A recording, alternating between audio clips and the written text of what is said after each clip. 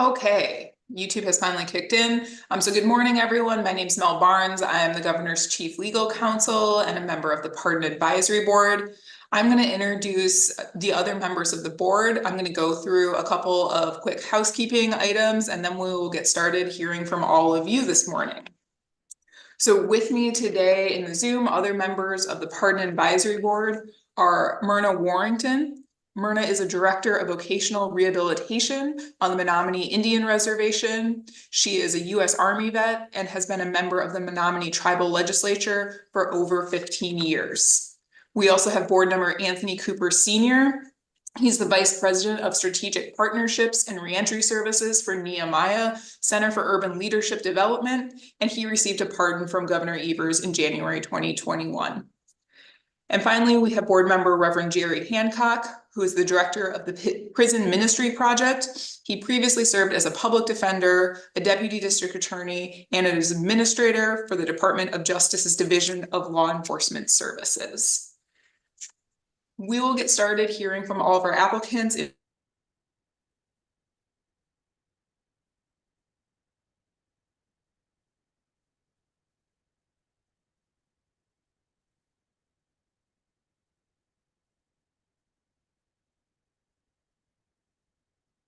Allow us to make sure we have good quality audio and board members can focus on the person who's presenting.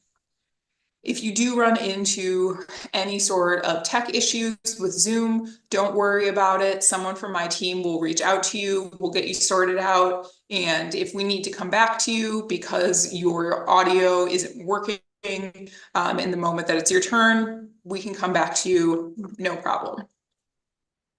Otherwise, we will call folks up in the order listed in the agenda and the open meeting notice and go through the morning session person by person.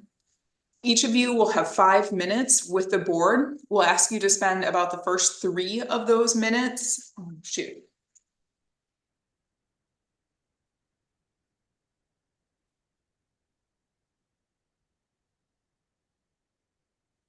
Sorry, folks, if you can hear me, I'm having some tech issues with my Zoom, it seems like. Okay, I think we're back and working. I'll just recap that a little bit and hopefully my internet will hold out. But if you do have tech issues, we'll sort that out and come back to you. Otherwise, we'll go through folks in the order listed on the agenda and open meetings notice. We'll have about 5 minutes with each applicant. We'll ask you to spend the first 3 minutes of that time answering the questions that were sent to you in advance. So as a reminder, that is a brief summary of the offenses you're seeking a pardon for and how your sentence went. We're not here to retry the crime. You don't need to minimize your involvement. We're just looking to hear what happened. Second, a brief summary of what you've done since the completion of your sentence, including community involvement, employment, sort of where you are now and how your life is different. And finally, a brief statement about why you're seeking a pardon and why you think the governor should grant you one. So we'll ask you to spend about the first 3 minutes on that, and then we'll open it up to the board for any questions. The board may or may not have questions for you. Sometimes everything is answered in your application and your statement, but if there are questions that the board feels are important, we want to make sure we get to those so we can make an informed decision about your application. Once everyone is heard, we will move into closed session. Oh, and I'm sorry, once you're done speaking to the board, once we're done with questions, you're welcome to sign off. You don't need to hang out in the Zoom all day. Once we've heard from everyone, the board will move into closed session and decide whether or not to recommend your application for a pardon to the governor. You need a majority support of board members present to be sent to the governor, and the governor will then make a final decision on granting or denying your application. We will call folks up one by one, starting now. And our first applicant today is Trevor Polinsky. Mr. Polinsky, we're ready to hear from you.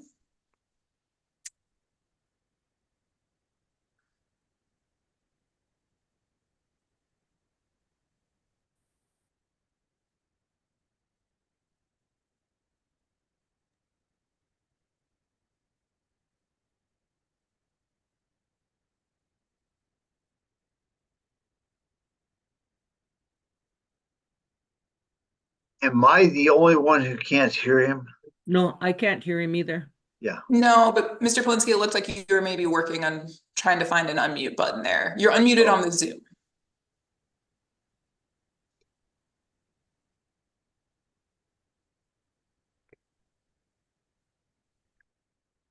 No.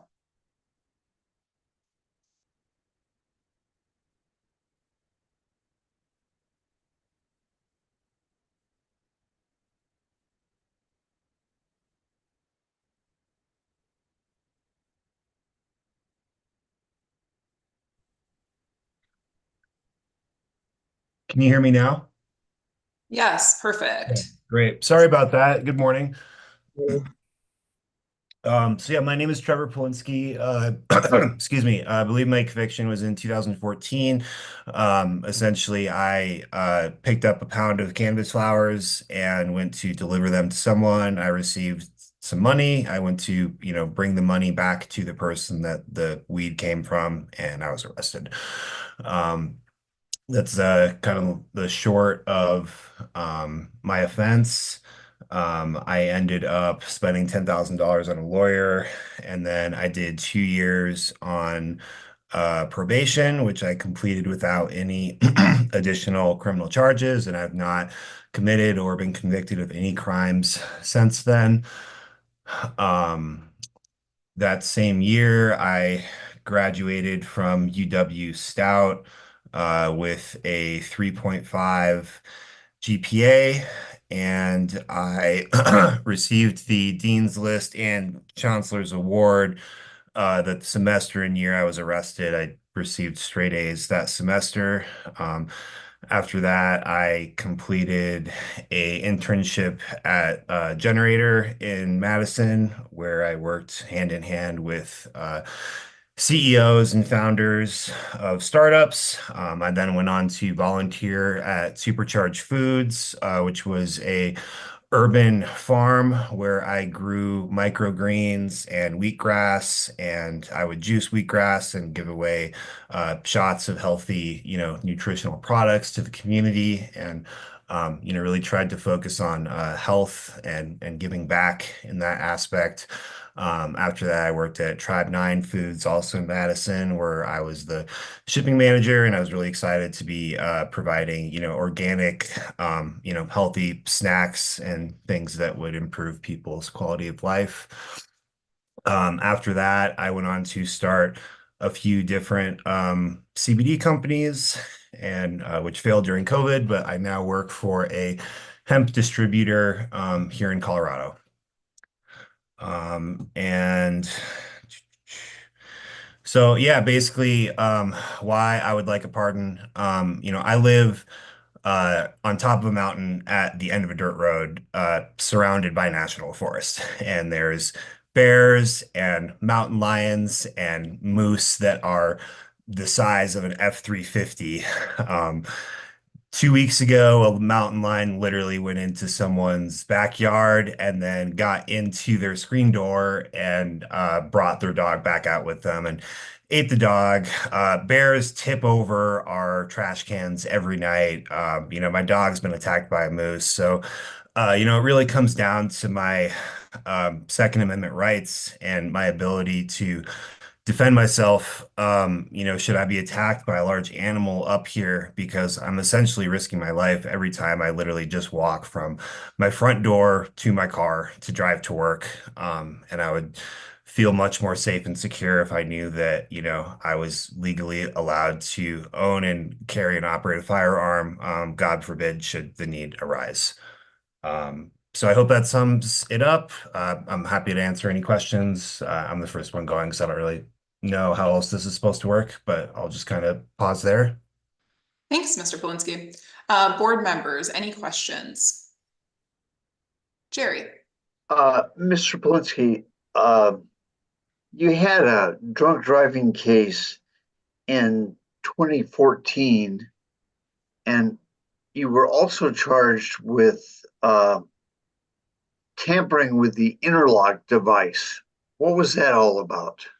I have no awareness of a quote unquote tampering with the interlock device. I definitely was not charged with that. I've never heard those words before, so I have no clue what that's in reference to.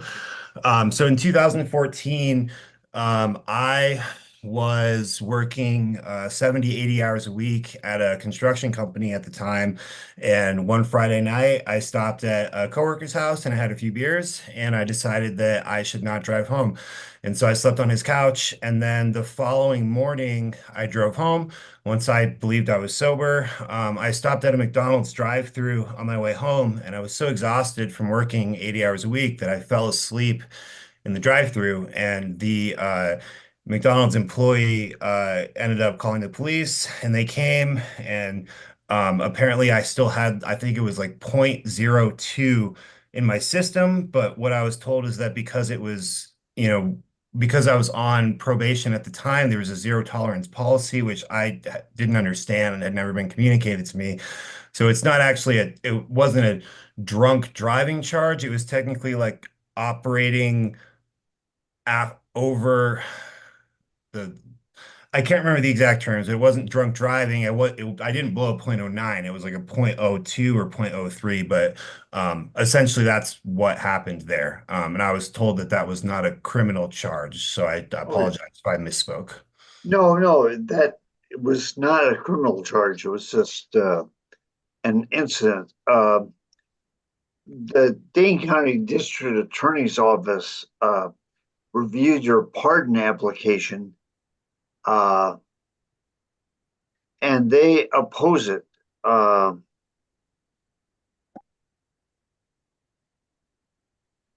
us why.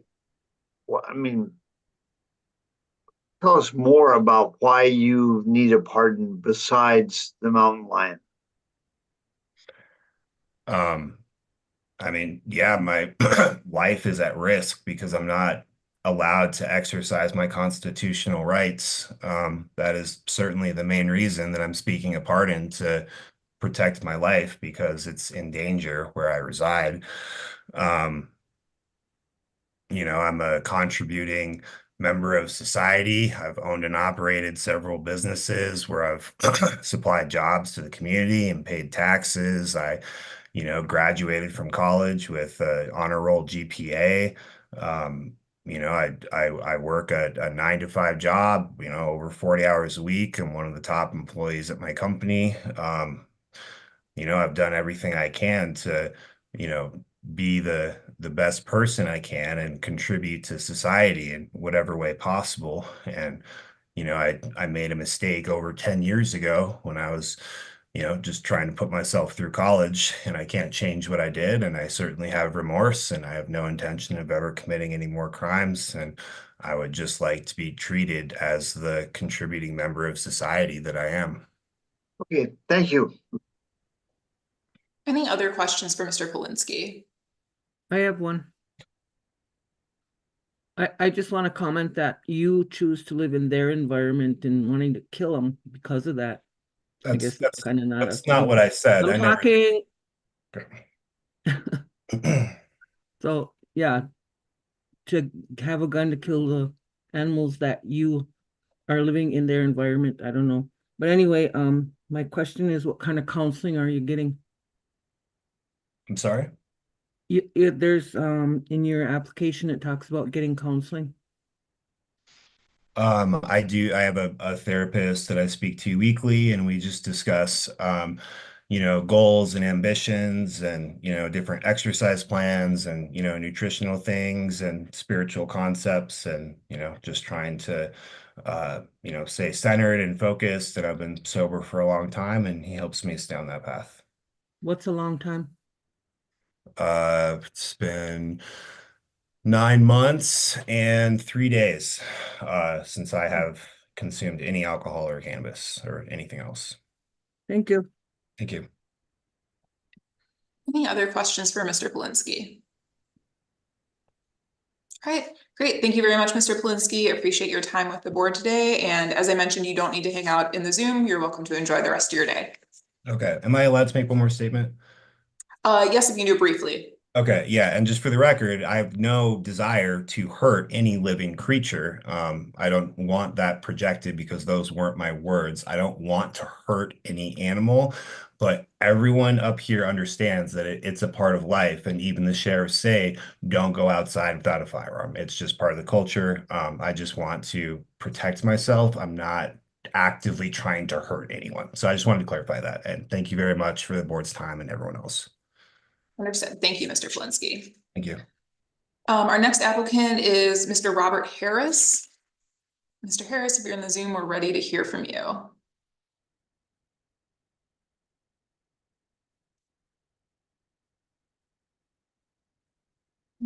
Do we not have Mr. Harris? Got a couple of folks with different names here, so just give it one more call. Robert Harris. All right. If Mr. Harris joins us later, we'll come back to him. In the meantime, we'll move on to Peter Miller. Hi, can you guys hear me? We can. Well, good morning. First off, I'd like to take a moment to thank Governor Evers and the Pardon Board for giving me this opportunity today and realizing that people do make mistakes and do change. I'm here asking for a pardon on 2 deliveries of marijuana, 3 felony bail jumpings, and 1 misdemeanor bail jumping, which took place almost 20 years ago during a time in my life that I was a lost young man. I was sentenced to 10 months in county jail and 4 years of probation collectively, with an initial confinement of 3 months without Huber, forced me to lose my job and miss my father's burial. After 3 months of incarceration, I accepted the job for, like minimum wage, and biked 6 miles each way, every day, rain or shine. Upon my release, I was homeless. I remember my sister's boyfriend telling me that people like me disgust him after he refused to let me stay with them. So instead, I slept on my other sister's couch, where she'd vacuum and clean her house at 10 p.m. when kids were asleep with no regard for me. Shortly after being released, I saw an ad online for a general roofing labor at $10 an hour. I accepted it and worked hard. I soon was promoted to foreman, installing millions of dollars of roofs. My last year, we had the highest profit margin out of 3 branches. I then made a career change and started an HVAC apprenticeship. To start the apprenticeship, I took a big initial pay cut, so I started my own construction company, working after work on weeknights and every weekend for years. I then started buying and living in rental properties and rehabbing them. Between my full-time 40 to 50-hour week job, my 1 day and 2 to 3 nights of school, weekend side work and rental rehabs, I was working 80 to 100 plus hours a week. As I gained more experience in my HVAC, my reputation grew, and I was asked to apply down at the state. They don't often get the chance to hire guys like me. I applied and was hired, and within 6 years, I was promoted to, superintendent. During this time, I was able to marry the love of my life and welcome 4 beautiful and now healthy children into the world. Shortly after applying for this pardon, I left the state and started my own HVAC business while focusing on purchasing more value-add properties. Last year, we acquired around $600,000 in real estate. I'm currently in plans of purchasing large outdated apartments that have been neglected by bad owners and management, with hopes of bringing nice, sustainable housing to my local community. I'm also in the works of starting my own property management company. Ever since these convictions, I've never had a single conviction since, except for a couple minor traffic infractions.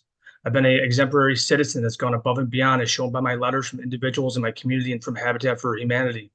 I currently sponsor and help coach athletic programs in my area. I volunteer every year to run the scoreboard for events, refusing payment, donating the money back to the school, refusing to be paid for coaching in a club environment. I honestly think this pardon program was made for someone like myself. For a short time in my life, I was a young fool, made some very bad decisions that I take full responsibility for. Decisions that I've continued to pay for over the last 20 years. The reason I finally applied for a pardon is that I could no longer watch my family continue to pay for something I did almost 20 years ago. I deserve to be able to chaperone field trips with my children. I deserve the ability to bid work on federal and state institutions without fear of having a background check deny my company contracts. I deserve to freely travel with my family, obtain a coaching card, and be able to coach youths at sanctioned events, hunt with my children, and run for political office. I've been waiting a long time for this day, almost 2 years since I applied. I just want to thank everyone on the board for your time and consideration today. Thank you, Mr. Miller. I just want to see if board members have any questions for you. Any questions for Mr. Miller? Jerry? Mr. Miller, do you still work for the UW? No, sir. Okay. That when you said you left the state, that was the job you left. Yes, sir. Okay. And there was I think it was in your wife's letter. She mentioned that during COVID, you reached out to your tenants. How did that work? I've been pretty fortunate, very blessed. We're not leveraged very much. I was able to reach out to them and kind of say, hey, if something happens and you're unable to pay rent and things get tough, that we can work with you. And I've been in that situation before. Did any of your tenants take advantage of that? The majority of them worked for contractors that ended up getting money. We do rent to some handicap, some companies that deal with disability patients. So it was too bad. I think we might have had a couple. Okay. Thank you. Any other questions from the board? All right, thank you very much, Mr. Miller. I think that covers it. Appreciate your time with the board today and hope that you enjoy the rest of your day. Awesome. Thank you so much. Thank you. And I do believe we have Mr. Harris back on the Zoom now. Mr. Harris, if you can hear me, please go ahead and unmute yourself and turn on your video. We're ready to hear from you. Okay, can you hear me now? Absolutely. Oh, thank God. All right. Yeah, how you doing? I'd like to start off with a brief statement. In 1986, Alice Terminus shut down and I lost my job. I got divorced. I lost my family and my house. I ended up living with my parents, hooked on cocaine. When my unemployment money ran out, I stole from my parents' bank account to support my habit. In 1987, I was sentenced to 3 years probation and restitution for a Class C felony. And after being scared straight with the prospect of going to jail, in 1987, I got hired at Briggs & Stratton, where I repaid the restitution and got my life back in order. In 1992, I got hired at the Master Lock Company, where I worked there like 7 years, when I was eventually laid off in 99 when they decided to outsource to Mexico and China. Fortunately, at that time, I was able to get back at Briggs & Stratton because of my work record. In 2006, I decided to go back to MATC and get my HSED, not a GED. I got my high school equivalency diploma, which is right here. And let's see, in Briggs & Stratton, they eventually went out of business. And then in 2012, I got hired at StratTech Security Company, where I retired in 2020. And in 2022, I went back to MATC again to get my CDL license. So I've had no longer contact with, I've never done any more drugs since 1987. And my life that's pretty much it. Thank you, Mr. Harris. Could you just touch briefly on why you're seeking a pardon, and then we'll open up to questions from the board? I just like to get my record cleared before I pass away. And it was a stupid move. It was happened back in '86, something I'll always regret. And yeah, that's pretty much it. Since it was a Class C felony, it really never hindered me from getting any jobs. Thank God. I'm assuming that's what it was because it was a Class C. And every application I filled out, I always, put that on my application that then when they ask you if you were a felon or not, I always put that on and I explain what happened. So, and despite that, I would still get a job. I got hired. So, excellent. Thank you. Okay, I just want to see if board members have any questions for you. Anyone have a question for Mr. Harris? Jerry. Mr. Harris, of course, the governor will decide about your pardon, but the Milwaukee County District Attorney's Office reviewed your application for a pardon, and they support it. How does that make you feel? Unbelievably happy. Unbelievably happy. Thank you. I've managed to stay out of any trouble since then. I've never even had a parking ticket since then. Any other questions for Mr. Harris? All right, I think that covers it then, Mr. Harris. Thank you so much for your time today, and you don't need to hang out in the Zoom. You're free to enjoy the rest of your day. Thank you very much. Bye-bye. Our next applicant is Byron Nash. Mr. Nash, I know I saw you in the Zoom.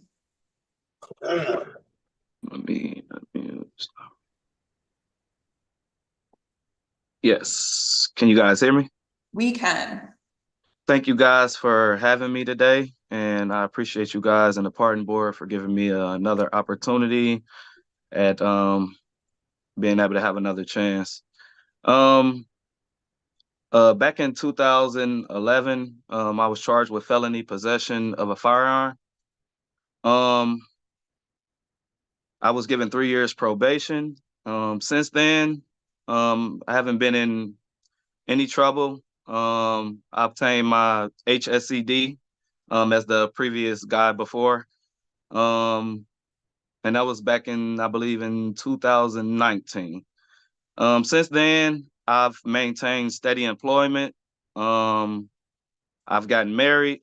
I've had 3 kids. My wife is pregnant right now with my 4th one on the way.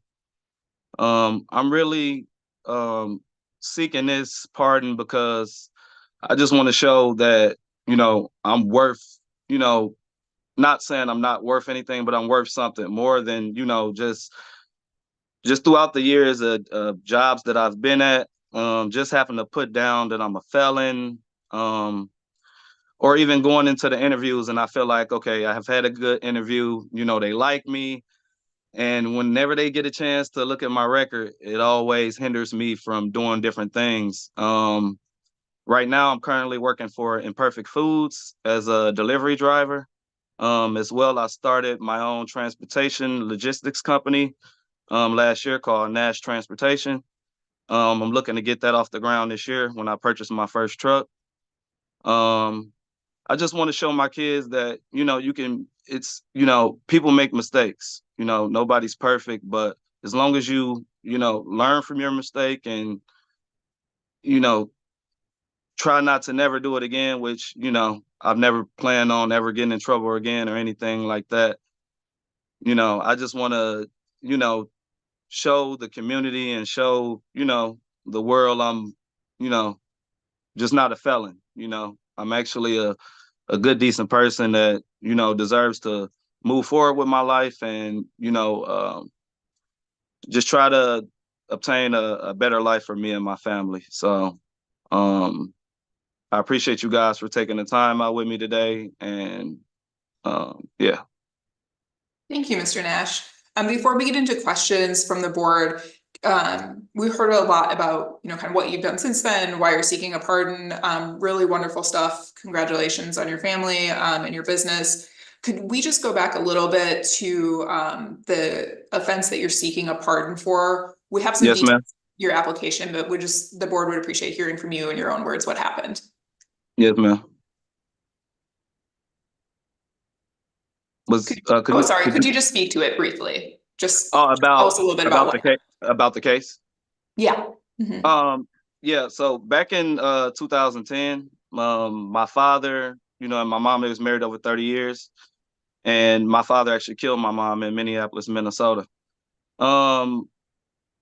When I got back home, it was, like I said, it was a stupid decision. I bought a firearm off the street.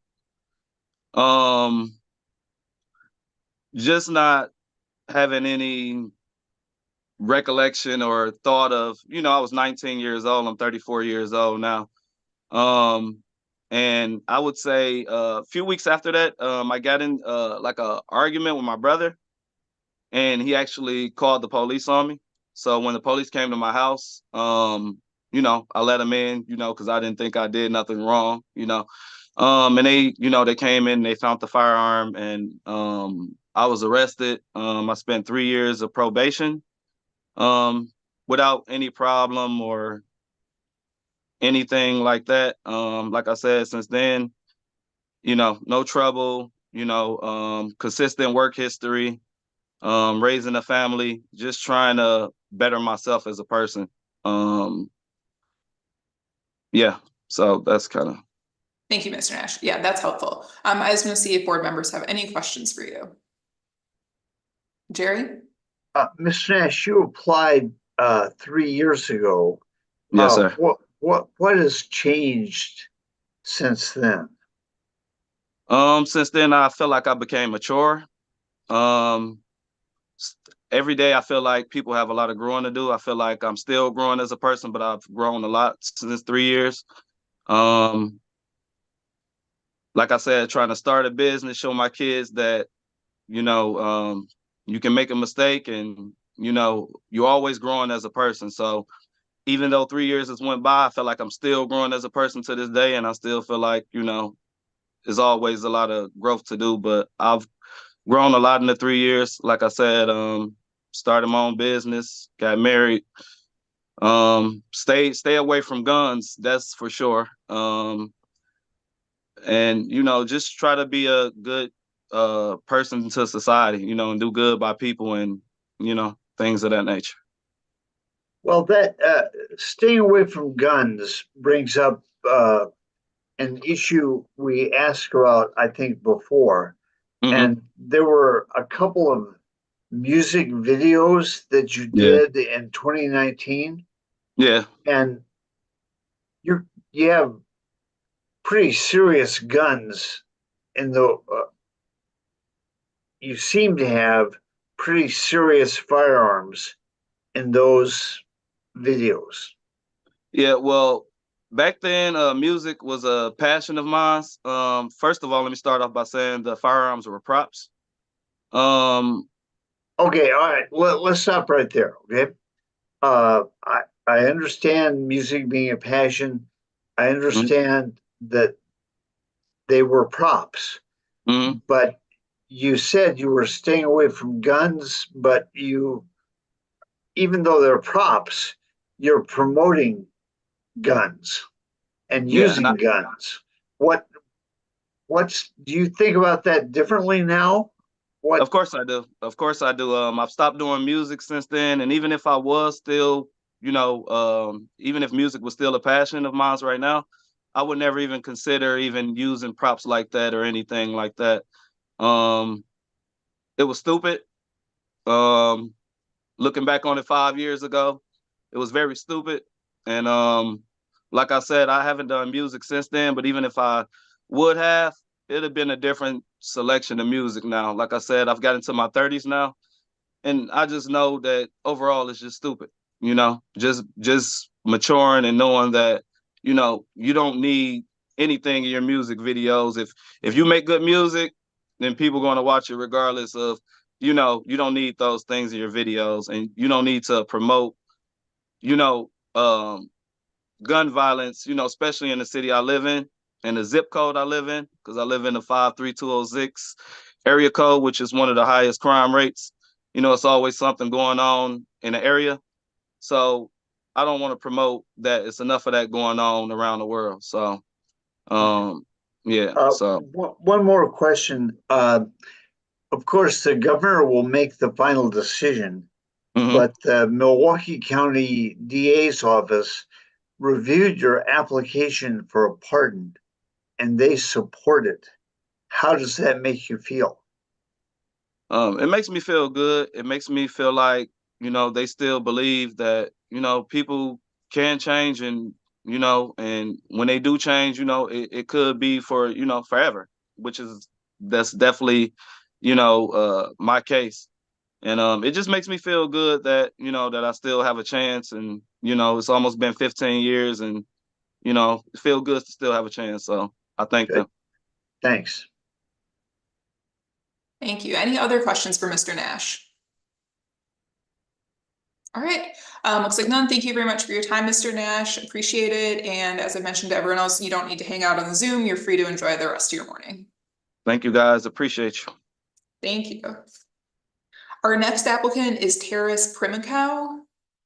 I believe I saw Mr. Primakow in the Zoom. Terrance Primakow, you can hear? Yes, There we are. We're ready to hear from you. Can you turn your video on for us, please? I don't have video. Okay, we can proceed with just audio then. We'll Yeah, turn I'm it over sorry. to you. I'm kind of nervous. I'm really not knowing what I'm doing, but I don't know how far back I need to go to explain some of the issues here. But when I sent in my paperwork, I got a letter back. I mean, I got a telephone call from the governor's office stating that there was another charge that we didn't put into our paperwork.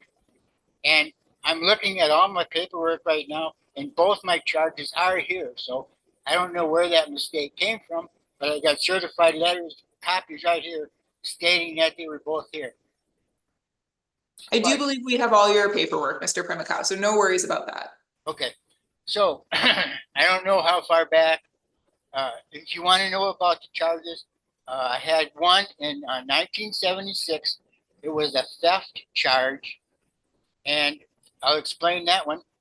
A couple of my friends took me to a party of somebody that I did not know, and I was homeless. I didn't have any place to live, and when we went to this party, the guy who was running the party offered me a tent, offered me a little Coleman stove, and a sleeping bag.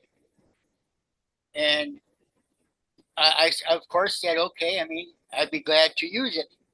Once I had it, the police came to where I was camping. It was a Girl Scout camp, and they arrested me for theft. The man who let me use this stuff decided he would rather have me go to jail for whatever reason. I never found out the reason. I never had a chance to speak with this person. That was just a theft case. And that was in Ozaukee County. And the other one, I was picked up for a burglary in 1977. Oh, well, the other one, so I told you I was nervous. When I went to court for that, the judge sentenced me to 1 year in Green Bay reformatory. I went to Green Bay. I was there for about a month. They sent me to Black River Falls work camp where I cut trees in the afternoon and I went to school in the morning.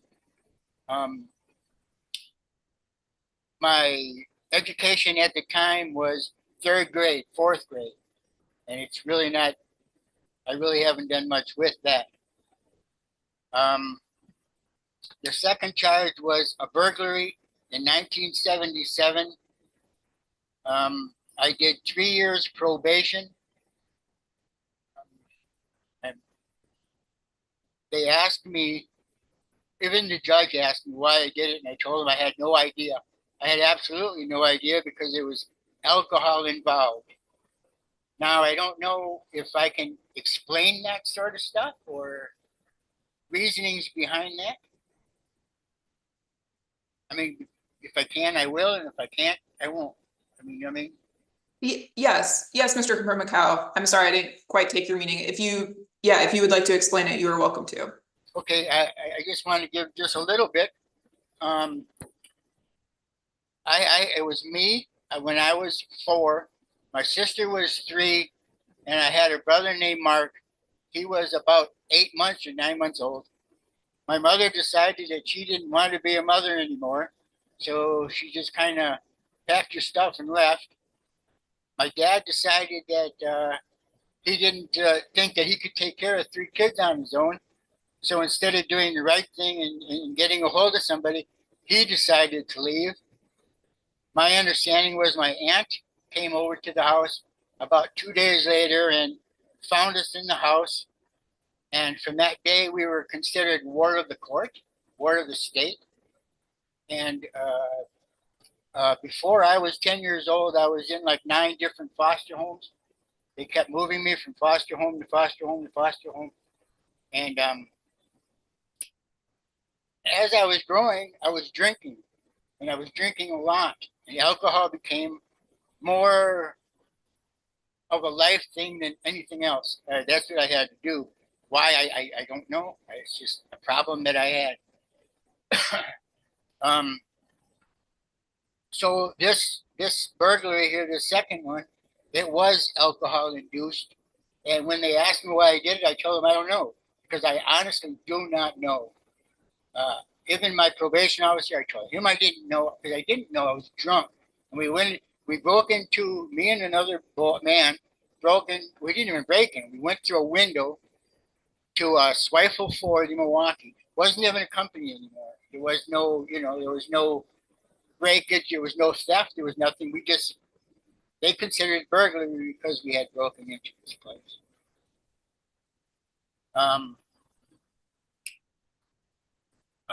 When I was in jail for 13 months in Milwaukee County, and I don't know who decided that I needed to see Judge Jackson, but they sent me in front of Judge Jackson. Judge Jackson asked me, no, he didn't ask me, he told me that, see, the whole time I was in, for this 13 months, I was in jail for $100 bail. So that goes to show you that I had absolutely nobody, because anybody with $100 bail would have been up probably the next day. I sat there for 13 and a half months on $100 bail.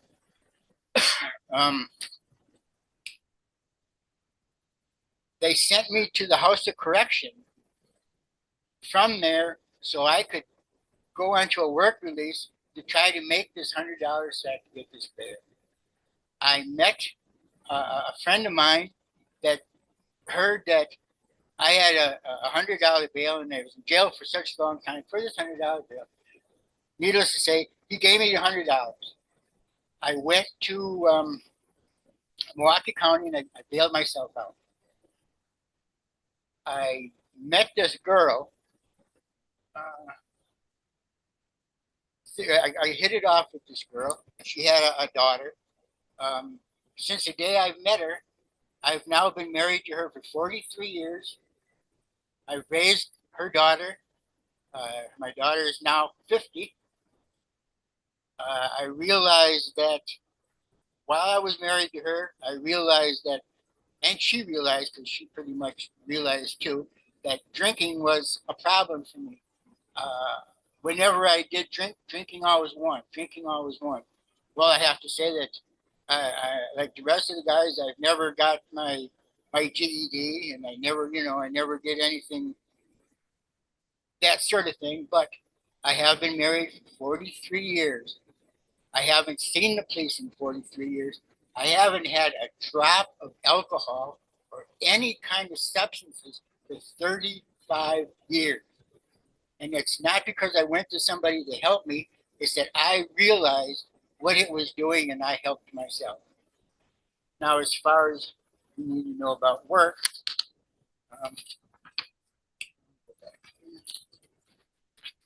I had different jobs. When I first got out of jail, I worked for Jefferson County Fairgrounds from 1979 to 1981. And when you work for the Jefferson Fairgrounds, you're there on it's like a honor system type thing where you can work there only so long, and then they have other people work. And then, so I had to leave there. So then I got a job for driving truck from 1994 to 1998 from Waldendahl Trucking. Okay. Then we moved to Webster City, Iowa, because my wife worked for the federal government. She was a USDA grader. So a lot of the time she was gone, I was raising my daughter. I'm saying this might sound silly, but I was the stay-at-home mom, stay-home dad, whatever it is. And so from 2001 to 2006, I worked for a lawnmower company. I am now retired. The real reason that I would like to get this party is I'd like to feel like a human being again. I was in the Marine Corps for a bit, and I know what it's like to be a citizen. I know what it's like to honor what you believe in. Like I say, I never got any super education, but 79, I mean, I'm 69 years old, almost 70, so my retaining stuff isn't, I mean, well, I'll find out when we get there. It's not as easy as, you know what I mean? Mhm. I mean, I don't know what else, I what else think I can help you with. Yeah, that covers a lot, Mr. Primakow. Thank you for sharing all that. I'm just going to open it up to the rest of the board and see if anyone has questions for you. Sure. Any questions? No? All right. I think that covers everything then, Mr. Primakow. Thank you very much for your time with the board this morning, and I hope that you enjoy the rest of your day. I do have one more question. Oh, sure. Because there was no questions for me, is that a good thing or a bad thing? You know, everyone always asks that. Don't read too much into it one way or another. I think you just answered any questions we had. Okay, because I've been really waiting a long time just to, you know, I love to go camping. I love to go fishing. I can't take a fillet knife with me. When I go camping, I can't take a hatchet with me to cut wood. And I haven't done it. So, yeah, I mean, I have gone camping, but I haven't done anything I wasn't supposed to. And I would sure appreciate it. You know what I mean? Thank you. Absolutely. Understand the application process and the wait is quite long. So we'll ask for just a little bit more patience. The board will vote in closed session today on whether or not to recommend your application to the governor. And then you should hear about the result in about a month and a half. Okay. I'm really sorry I'm not as sophisticated as the rest of them, but I tried. Not at all. Oh, and I'm sorry. I think Jerry does have a question or a comment for you. Jerry? No, you did a great job. I know this is sort of an intimidating process, but you were very thorough and answered all of our questions. So nice job. Thank you, sir. Thank you. All right, Mr. Primakow, you're free to enjoy the rest of your morning. Thank you so much for your time. Thank you. All right, our next applicant is Joshua Lutsky. I believe Mr. Lutsky's unable to make it today, but just want to do a call for him in case he is here. All right, in that case, we will move on to Nakita Tatum. Ms. Tatum, do we have you in the Zoom with us? Yes, good morning. Good morning. We'll work on getting your name updated. Do you have video that you're able to turn on for us? Sure. The host is asked to start the video. Okay. There we are. Good morning. Good morning. I'm Nakita Tatum. I'm a Class A driver now. I got this felony back when I was a young adult hanging around older women. Just pretty much making bad decisions. She had moved out of town and asked me, you know, her checks was still coming here and she asked me to cash them. And so I did that and would send her the money. And she wanted to get the money replaced. So she filled out an affidavit for the money. And, you know, they was asking, you know, what was happening with her checks. She had got me an ID in her name because I was younger, underage, you know, so that when she was here in Milwaukee, I could go to the clubs and things of that nature. So that's how that whole process happened. Since then, I haven't gotten any trouble, but me having this felony has, you know, kept me from getting good jobs and things of that nature. It's really frowned upon. It was a big mistake. It wasn't, as you look at my record, it ain't something that I continue to do. Forgery is what I got. I do a lot of volunteer work. I done raised all my children, you know, working jobs where I wouldn't even have any kind of insurance or anything of that nature. You know, I had to take the bottom jobs because I didn't have, you know, I wasn't able to, you know, get a job because of the felony. Since then, I have grown a lot. I learned a lot. And that's about it. I'm Thank you. applying for this pardon because I still want to continue to grow.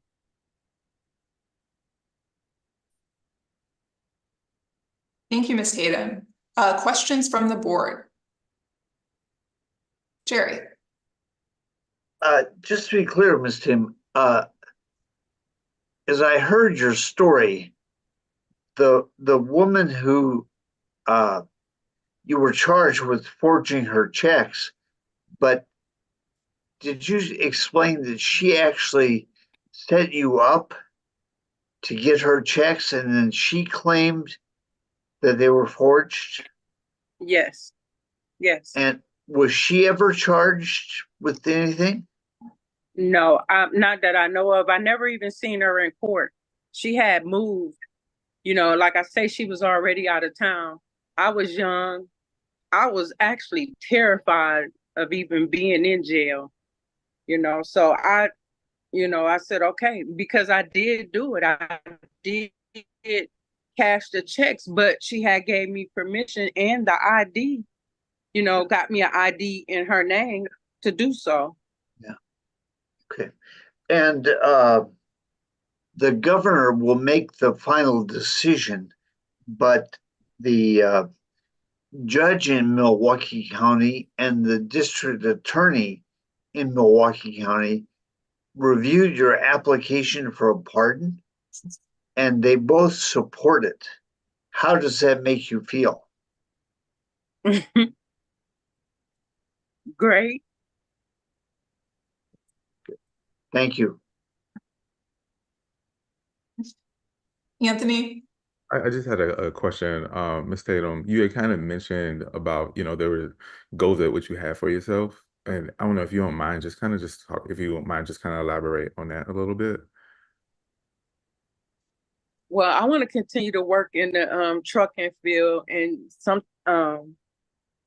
it's like a National Guard thing that you can do with driving trucks. And I haven't applied or tried or anything, but I wanted to make sure I was able to get the clearance that I need without having this felony on my background. It's not who I am, you know, but that piece of paper says one thing, but I'm somebody else. You know, I made a mistake and I carried this mistake forever. Thank you so much. Thank you, Ms. Tatum. We really appreciate your time with the board this morning, you answering all our questions. We hope that you enjoy the rest of your morning and take good care. Thank you. Thank you. Our next applicant is Deshaun Egerson. Mr. Egerson, are you in the Zoom with us?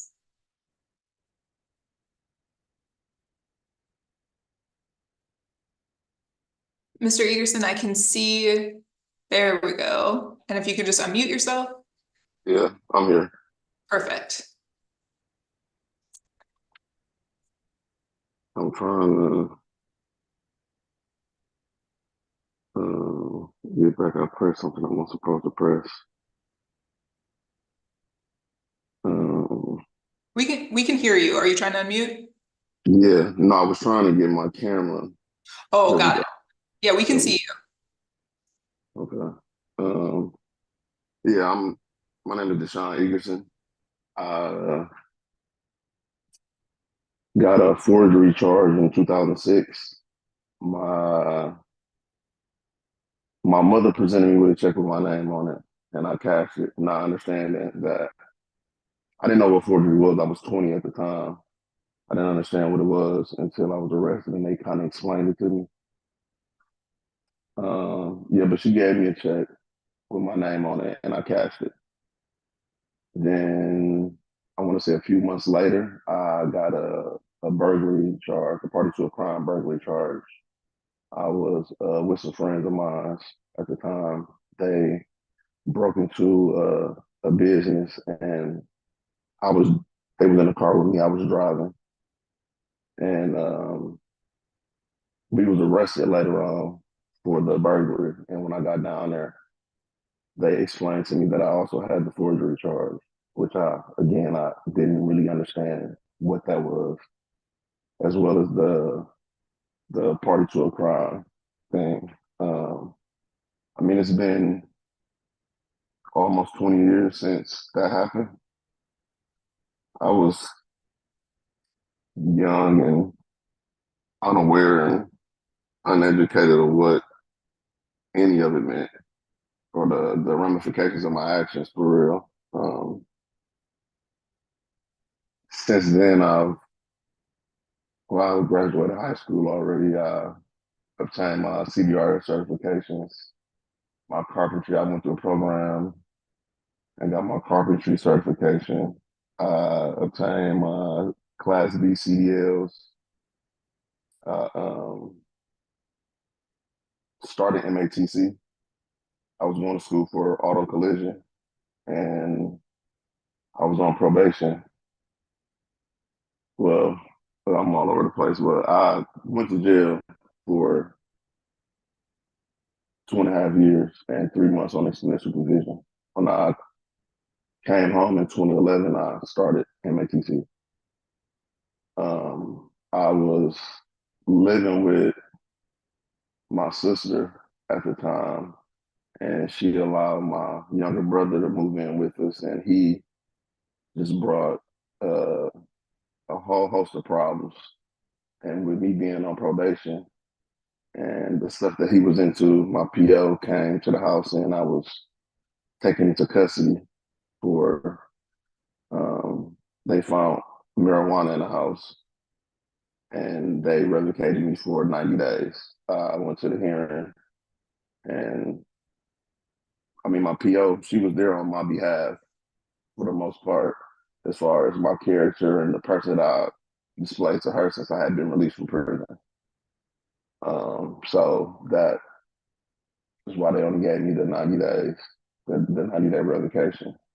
But I mean, since then, it's been just trying to work my way back into society for real and having a better understanding of how my actions affect me and my children and the people around me. Because at the time I caught the cases, I had no understanding of any of that. But I've just been trying my best to move on and move forward from that. And yeah, I've been working in the mechanic field for, I'll say, the last 10, 12 years. I attempted at starting a trucking company, which it was a bit challenging because of the felonies, getting the contracts and really getting stable contracts to move freight because of my criminal history. Yeah, I mean, that's pretty much it on that aspect. And I just would love to get a part of to be able to, possibly do great things for myself and my family. It's kind of hindered me a bit from again getting contracts and doing certain things. I attempted to open a daycare with my sister as well, but due to my background, I wasn't able to do that either. So it's been a bit of a challenge for me. And, just learning from my mistakes and understanding what I did now as a 38-year-old man. It's like, it was stupid. That's pretty much it. Thank you, Mr. Egerson. I just want to see if we have questions for you from the board. Jerry? Mr. Egerson, are you current on your child support? I am not. I'm going through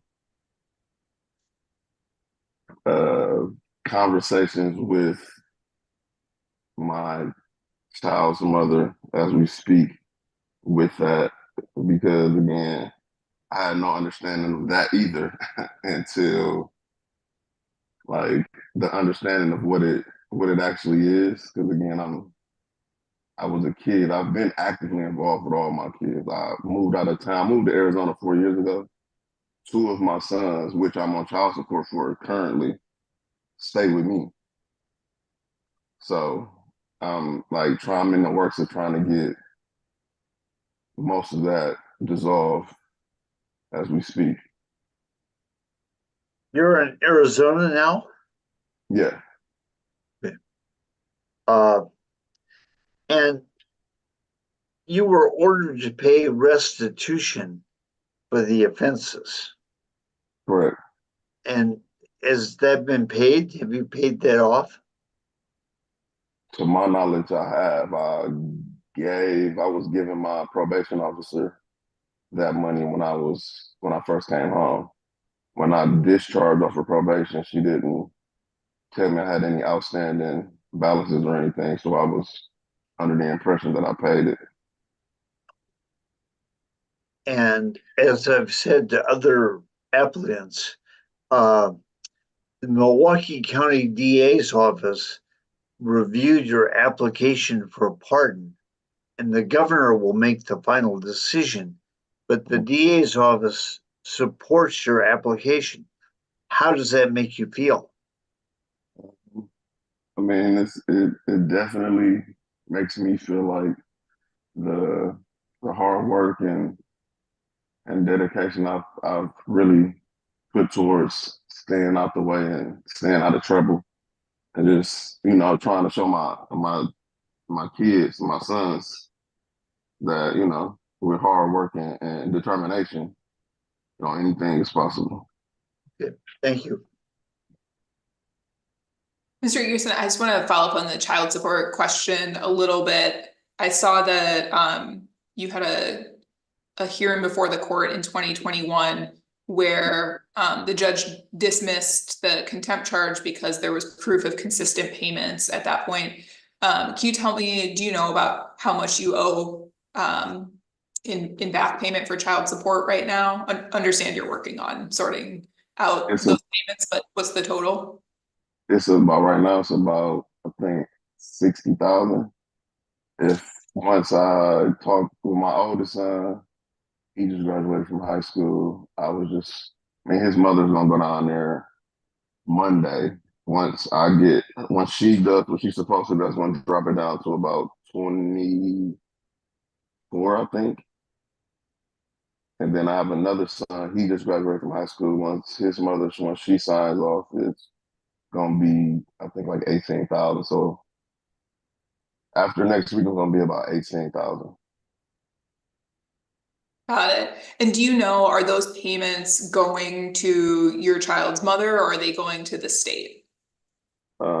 The state, after they just removed the state just removed birth expenses. Because I did a few programs a few years back that kind of like almost zeroed me out for what I owe the state of Wisconsin. They had put me through 2 programs, like back to back, that kind of got me zeroed out with them. Like everything that I owe was to the mothers. Okay, but thank you. Other questions from the board? None? All right. Thank you very much, Mr. Oh, sorry. Sorry about that, Mel. Yeah, go ahead, Anthony. I'm mute. One of the things I was going to ask you, Mr. Egerson, as far as, are you also getting assistance from an organization to help you to kind of go through the paperwork and things of that nature for the reduction of your child support? Yeah. Okay. All right. Yeah. They walked me through. They walked me through the process of how to do everything. Okay. Okay. All right. Yeah. Yeah. Reason for me asking that, because I know it can still come up if it's not done appropriately. So just wanted to just make sure that that was done correctly as well. Thank you. Any other questions for Mr. Egerson? All right, thank you so much for your time today. As I've told everyone else, you don't need to hang out in the Zoom with us. You're free to enjoy the rest of your morning, and thanks again. Thank you. All right, our last applicant of the first morning block is Sandra Anderson. Ms. Anderson, We're ready to hear from you. If you could turn your video on for us, if you're able, that would be great. Yes. Oh wait. Oh,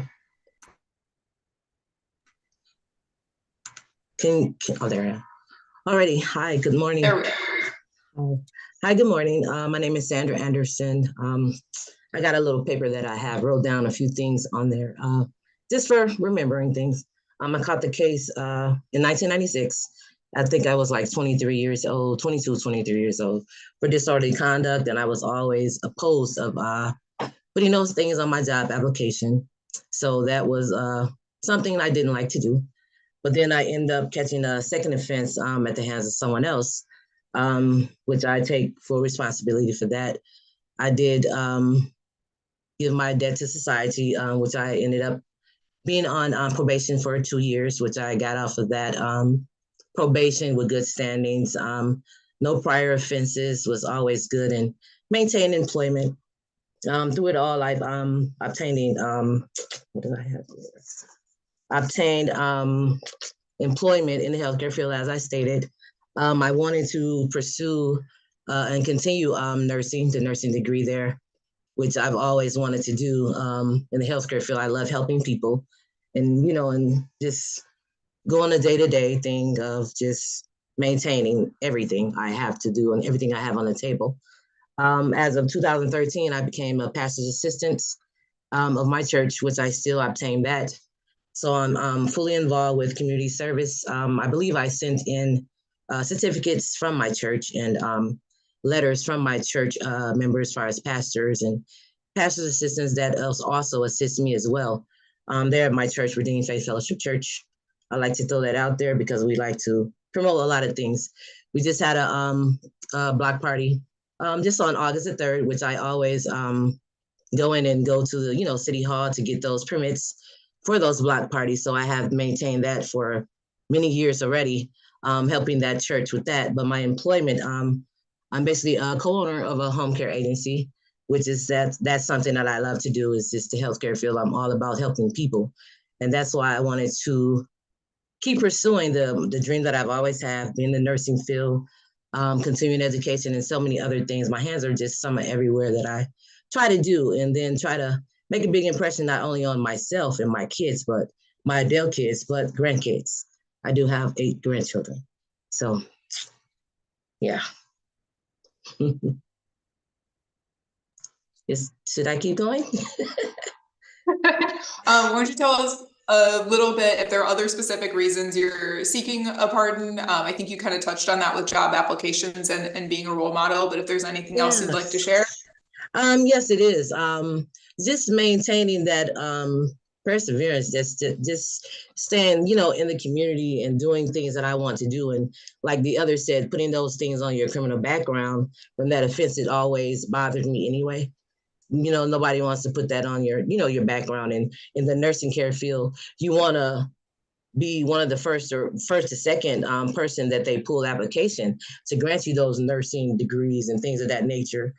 And I just want to be able to not have to put that on there, not have to see that. I know I made that mistake, 17 years ago, but in the midst of all of that, I have not gotten in any trouble. I always stayed free from the police, not even a traffic ticket.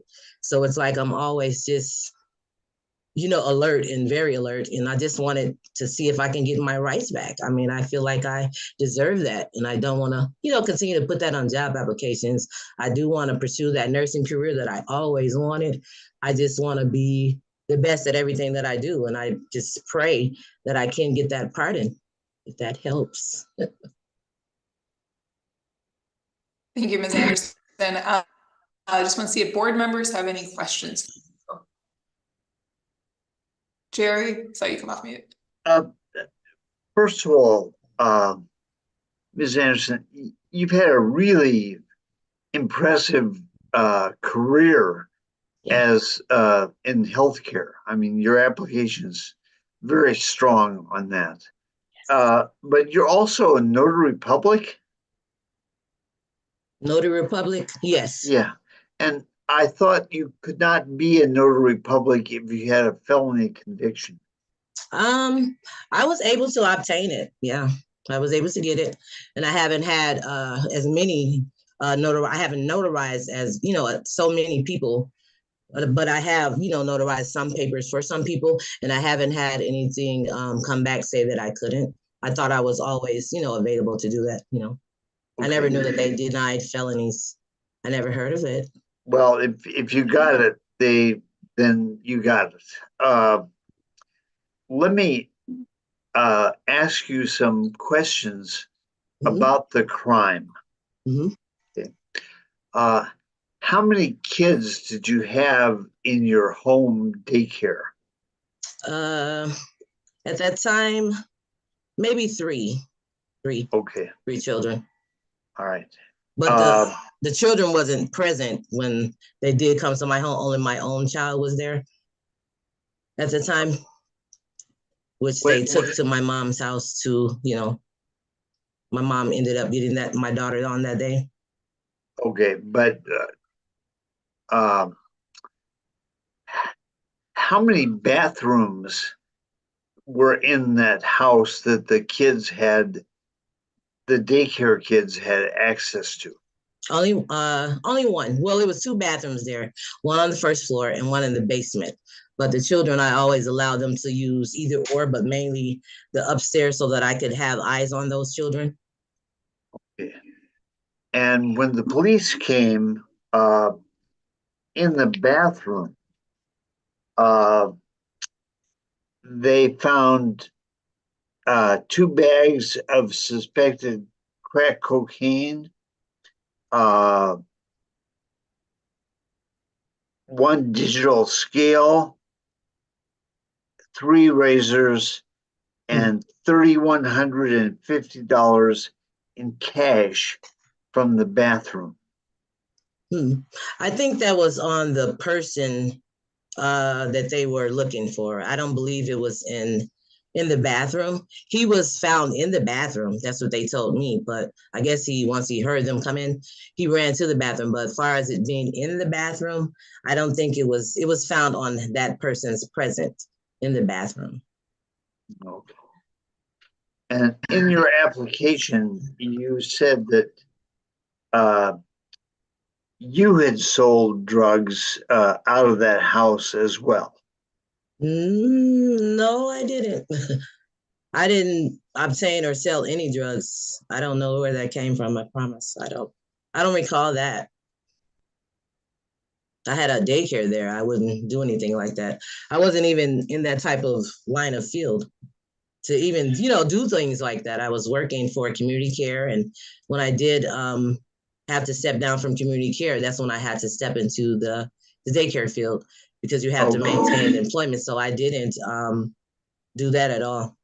Okay, in the criminal complaint that you were convicted of, you said you had sold cocaine on her own time more than 10 times and given the money to her then boyfriend.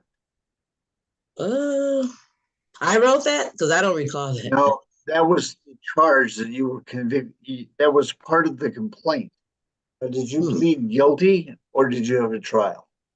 I pleaded guilty, but I don't recall stating that. It's been so many years ago, I don't recall it. Okay, all right.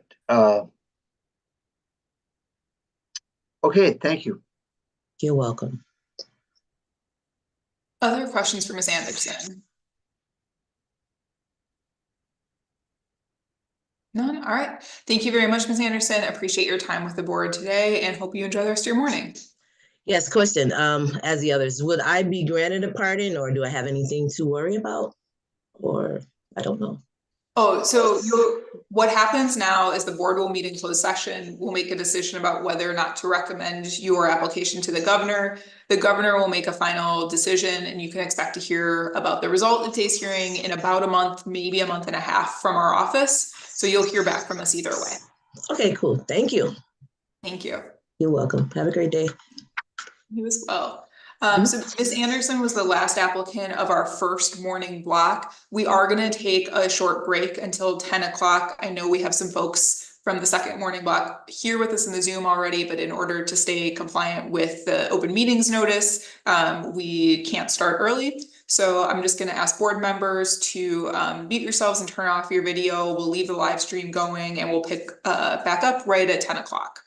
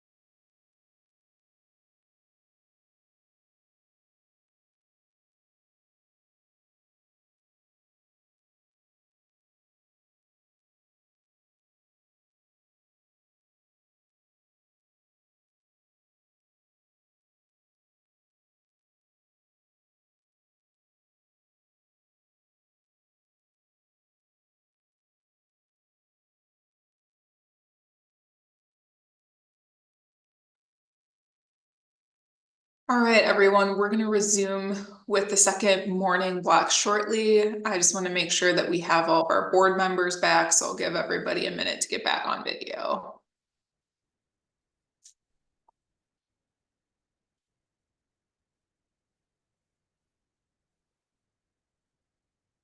All right, and looks like Myrna, are you there? You're maybe slightly off camera. We'll give her a moment to get back on the Zoom, but I'm just going to go through a couple of housekeeping notes for how the second half of the morning hearing will run for everyone, and then we'll get started hearing from folks. So everyone, as a reminder, today's hearing is being live streamed on Wisconsin Eye and via YouTube. You're joining us in the Zoom, we'll ask you to keep your video off and your audio off until it is your turn to be heard by the board, so that we make sure we have good audio quality and that the board can focus on the person who is presenting. Each person who is being heard by the board will have about 5 minutes total with the board. We'll ask you to spend the first 3 of those answering the questions that you were sent in advance. As a reminder, those are giving us a brief summary of your offense and how your sentence went. We're not here to retry the crime. You don't need to minimize your involvement or anything like that. We really just want to hear from you what happened. Second, providing us with a brief summary of what you've done since the completion of your sentence, including community involvement, employment, and basically how your life is different now than it was at the time of your offense. And then finally, third, a brief statement about why you're seeking a pardon and why the governor should grant you one. Once you've spent about 3 minutes on those topics, we'll open it up to questions from the board. The board may or may not have questions for you. Don't read too much into it either way. Sometimes things are covered already by your written materials and your presentation today. Once the board is done asking you questions, you're welcome to sign off and leave the Zoom hearing. Once everyone is heard, then the board will move into closed session and decide whether or not to recommend your application to the governor. And you need a majority support of board members present in order for your application to be forwarded to the governor. The governor will either accept or reject each application that is forwarded to him, and either way, you'll be notified about the outcome of today's hearing in about a month or a month and a half from today. We know that it's taken a long time to get to the hearing, and we thank you for just a little bit more patience so we can be thorough with our recommendations to the governor. So we'll call folks up in the order that is listed on the agenda and the open meetings notice. If you're having IT troubles when it's your turn, don't worry about that. Someone will reach out to you from my team. We'll get things sorted and come back to you if needed. So I'm going to introduce our board members again very briefly, and then we'll get started hearing from our first applicant, which will be Belinda Crane.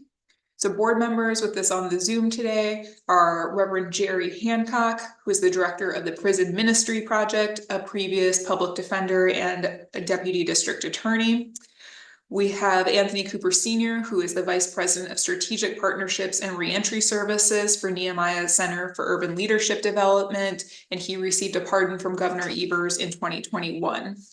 We have board member Myrna Warrington, who is the director of vocational rehabilitation on the Menominee Indian Reservation and has been a member of the Menominee Tribal Legislature for over 15 years. And finally, I'm Mel Barnes. I'm the governor's chief legal counsel and also a member of this board.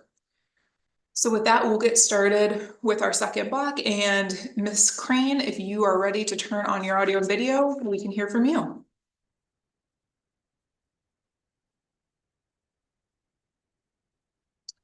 Good morning, everyone. I am so nervous. I've been watching this for like a year and a half, and I'm so nervous.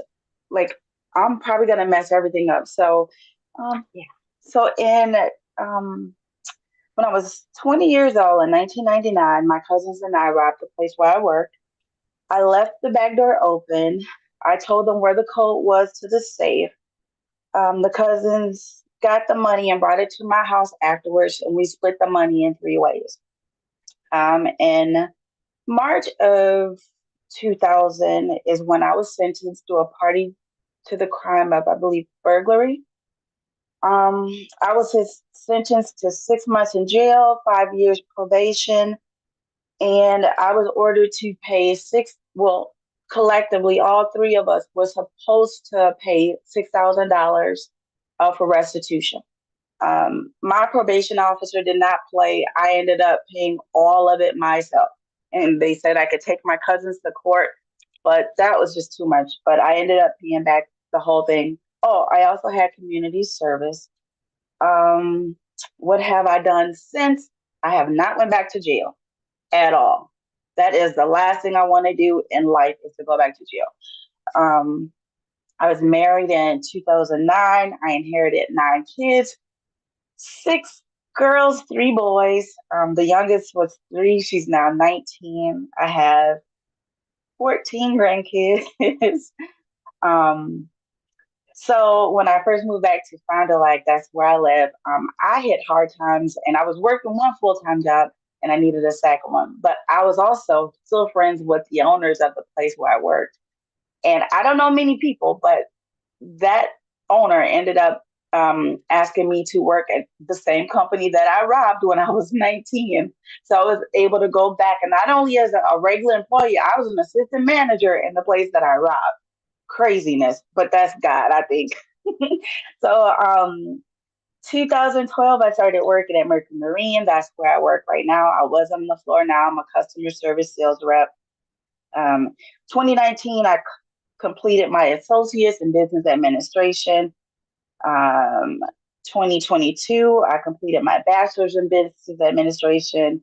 In 2023, I completed my master's of leadership and organizational development because I was tired of talking about business. 2019, we purchased our home. At work, I do participate in mentoring the high school girls. I recently started nonprofit. It's a reentry program, and it's called the ICU Project, because I believe that when you make such a big mistake like what I've done, people no longer see you, they see your past. I remember going into going from hourly to salary. Then the minute I got to my cubicles, people were C-capping me. They didn't even care about what I brought to the table. They just C-capped me and just went from there and started treating me like my past. Why do I believe I should receive a pardon from the governor? Lord, because I just feel like I made one mistake. I didn't take on leadership. I didn't do anything. And I feel like I was 19 years old. I'm 44, going on 45 this year. And I just believe I deserve a second chance. I believe I have all of this education behind me now, and people don't even want to give me a chance, because just like all the other applicants said, the minute they see felony on your record, it closes doors that you could never get through. And I'm grateful because, I mean, I had just being in the job that I'm in right now. I mean, the felony didn't hold weight, but I'm at a ceiling. I'm capped. I can't move any further than where I am because of the felony. Not because I want, to use guns or anything like that, but I want to be in a professional setting, like at a college. I want to be a dean. I can't do any of that. And so I just want to be able to continue to grow, like other applicants have said. And I just feel like I have the education, but this felony is what's holding me back from obtaining success to me. And so that's all I have for right now. Thank you, Ms. Crane. Let's just see if any of the board members have questions for you. Does anyone have questions for Ms. Crane? Jerry. Ms. Crane, in your application, you talk about you and your husband pastoring a church for 8 years, and now you have 2 new churches. Can you talk briefly about that? So we have one church now because we stopped in 2018. We took a break and went over to other ministries and helped them. So I'm a praise and worship leader. So to me, music will soothe my soul. But right now, where we live, we started off in one classroom in an old school. Then we went to 3 classrooms, and now we're in the gym because we're growing so much. Tomorrow we have an event where we're going out and we're knocking on doors. Our ministry is for people like me that need a second chance, castaways, throwaways. So we get people that we're constantly bringing to God that never been in church before. We have unchurched people, and all we're doing is introducing them to God. Okay. So thank you. yeah. I do have one other question, and the application process, in the application, it says you're strongly encouraged to submit letters of support, and you did not submit any letters of support. Yes, and I should have answered that before because I was waiting for your questions in particular. However, so I had went to this lawyer. Like I've been going to lawyers for years, just trying to see who could help me on my case. And I reached out to this lawyer, and he looked at my case, and he said, honey, he said, you don't need me. He said, you need to go before the governor's board. And he sent me all the information.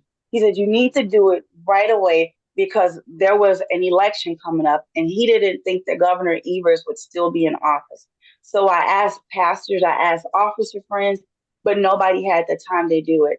And so I was like, well, now or never, I'll go forward. Okay, thank you. You're welcome. Any other questions for Ms. Crane? All right, I think that covers it then. Thank you very much for your time, Ms. Crane. Appreciate you sharing everything you did with the board, and hope you enjoy the rest of your morning. Thank you guys so much for the opportunity. Thank you. Our next applicant is Nathan Algetta. Mr. Algetta, I believe I saw you in the Zoom. Yes. Great, we'll turn it over to you. Great. In 2000, at the age of 19, I was convicted of theft, specifically the removable property without consent. What had happened was I worked for Champion Auto. I was discounting parts to take cash to pay back college. My father felt ill. He had to give up his business.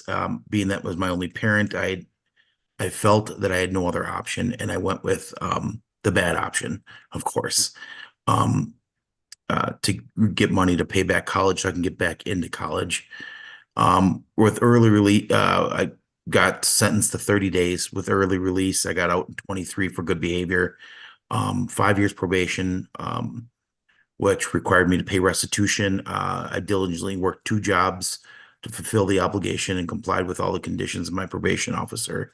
So to get that out of the way, but since completing my sentence, I've made significant efforts to contribute positively in my community. St. Vincent's Church in Oshkosh, my grandma and grandpa were a part of that. After my conviction, I helped out with the food pantry, explaining to them like who I was, and stuff like that, like how I got into this. And you get the side eye a lot doing that, but explaining how I'm supposed to trying to get back on my feet. So I maintained steady employment since then. Past 13 years, I worked at 4imprint, which is a nationally known promotional company for imprinting, stuff like that. So I took advantage of that, worked diligently, showed positive role models for this community. We have a homeless shelter here called, Father Carr. I'm sorry. Yeah. Father Carr's, where they help homeless. And most of those homeless, what I came to recognize is that they couldn't get back on their feet due to prior criminal convictions. And this was further on, closer in the 2000s, before 2010. I got to speak to them, talk to them, and how I'm trying to be more positive in my lifestyle, and it was really rough. Again, I had a lot of long-term goals that I wanted to do. I wanted to start my own business, and now I have, after working at 4imprint, take advantage of stock options. I now own indoor golf facility, and I'm working on that right now, which seems to be, it's going well. It's a big booming industry. I own that here in my hometown. The reason I'm looking for a pardon is I feel I demonstrated sincere remorse for my past actions, and I committed myself to positive reforming me. I contribute positively to my area. I've for marketing, I've done a lot of donations to golf outings and like nonprofit organizations that do the golf outings and stuff like that, which in turn, yes, does advertise for me, but helps them greatly in efforts to help others with the donations that I've given.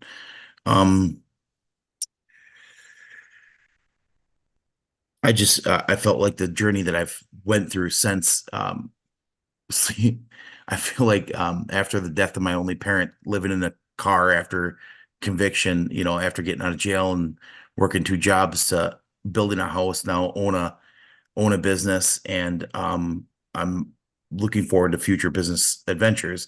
And I feel that that mark on my record when I go to investors is a huge thing, because I just didn't want something that is visible to them, and I feel that it does get that attention, even though how well I present to them. So I do apologize. I feel like I'm rambling. That's pretty much all I have right now. Thank you, Mr. Aletta. Let's Yeah. just see if board members have questions for you. Sure thing. Jerry? I have a couple. The application process strongly encourages you to submit letters of support, and you did not submit any letters of support. Why not? I did get a letter from my DA for Winnebago County, and it says that this was my copy. Oh, well, yes, we always ask Okay. the DA and the judge for their input, and the DA Okay. does support your application, but you didn't get any other letters of support. No, I did not. If that is something that would greatly help me, I can definitely do that. I do apologize if I missed that. I seen it on the videos that people did get letters of support. I thought it was more along the lines of it does help, but it wasn't a necessity. But I could definitely I could do have people that would give me support, and if needed to. Well, it's encouraged but not required. So there you go. All right, thank you. Sure thing. Any other questions for Mr. Aletta? Okay, I think that covers it then.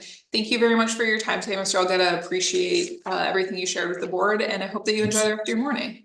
Absolutely. Thank you for the opportunity. Have a good day. Thank you. Our next applicant is Kesha Lusk. Sorry, Lusk. Ms. Lusk, are you with us in the Zoom? Yes. There we are. Perfect. We'll turn it over to you. Good morning. Thank you all for your time. My conviction was back in 2008 for theft of movable property, party to a crime. I was a manager at KFC at the time, and I left the back door open for 2 of my friends at the time to come in and pretty much trash the place, because I had already left the building with the money to make it look like it was a robbery. And we instantly got caught. I pleaded guilty, didn't take it to trial or anything. I did 2 weeks in jail before I bailed out. It was 3.5 years on probation. I completed probation. It was a jointly restitution that needed to be paid. I paid it all. Never gotten in trouble again after that. Never went to jail. And What I have done after my conviction as far as work, I worked at a thrift store called Value Village. I was a assistant manager, then I became the store manager. I quit there and started working at General Mills, and I was a supervisor there over the temps. I quit that job and went to Subway because they gave me a position, and I became a general manager over two of the Subways, one on Chase Street and one on across the street from MATC. I can't think of it right now. So every job that right now currently I'm driving for Uber since COVID hit because they closed down the Subway. So right now I'm doing Uber, but I also manage a close friend. She has 3 group homes, so I manage her group homes, and she has a corner store. So I manage her corner store, making sure schedules are right, inventory's right, people are happy, they're doing what they're supposed to be doing. I do community service as far as this year will be my 8th back to school giveaway. So pretty much give away supplies and school uniforms and book bags and stuff. Also help out with the homeless, feed the homeless every year at least twice. And not to mention the daily stuff that I do to help out. The reason why I feel like I need a pardon is because I made a mistake and I was immediately felt bad about it, immediately wanted to fix the situation. And also my mother is elderly. She just got released from prison from 22 years and she has health declines, and I would like to be the one to be able to take care of her if it comes down to that. And I know that in-home care, a lot of times they don't let you be pays or in-home care if you have a felony on your record. And then maybe if I would like to proceed into some other type of supervision,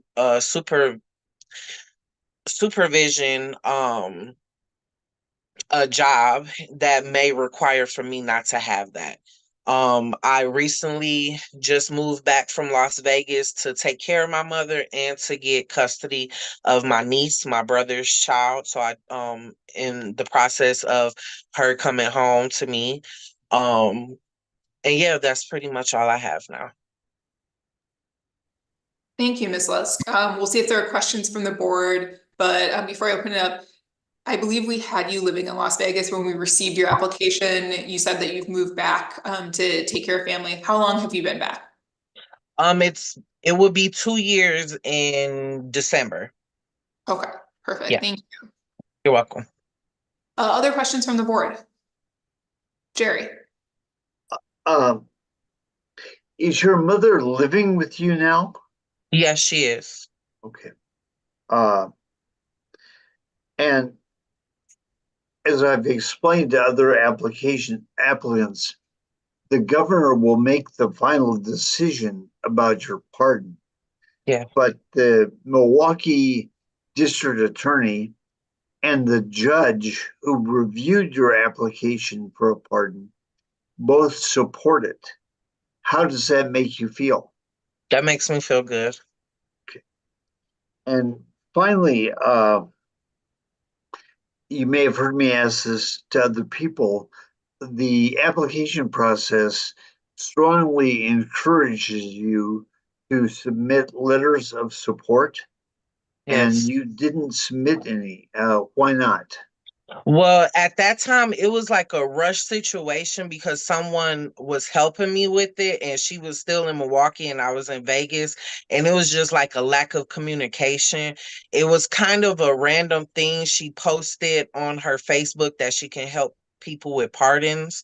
And so I believe it was the lack of communication on what I had to do. So she gave me the application in a rush kind of thing. And so I had to rush, and she was like rushing me to send it in because she was saying the election for Governor Evers was coming up and all of this and that. So it was kind of a rush thing and miscommunication because she wasn't getting back to me on time. And I didn't know what to do. I was just inquiring about her helping me because I had no clue what to do. So I was pretty much waiting on her to help me out, but it was like a rush thing.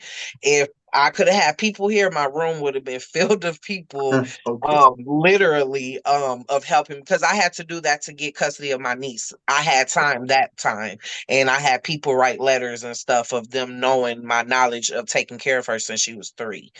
All So right, thank you very much. thank you. Any other questions for Ms. Lusk? None? All right. Thank you very much for your time, Ms. Lusk. Appreciate it. Thank And you. hope that you enjoy the rest of your morning. You too, you guys. Thanks. Thank you. All right. Our next applicant is Douglas Marheen. Mr. Marheen, are you with us in the Zoom still?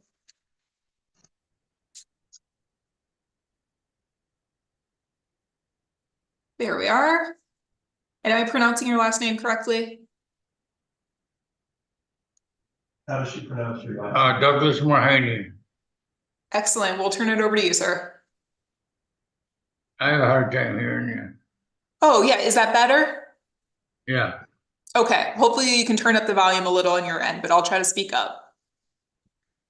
All right, Mr. Marheen, are you familiar with the 3 questions we're going to ask you to speak to, or would you like me to repeat them? I have some stuff here. Great.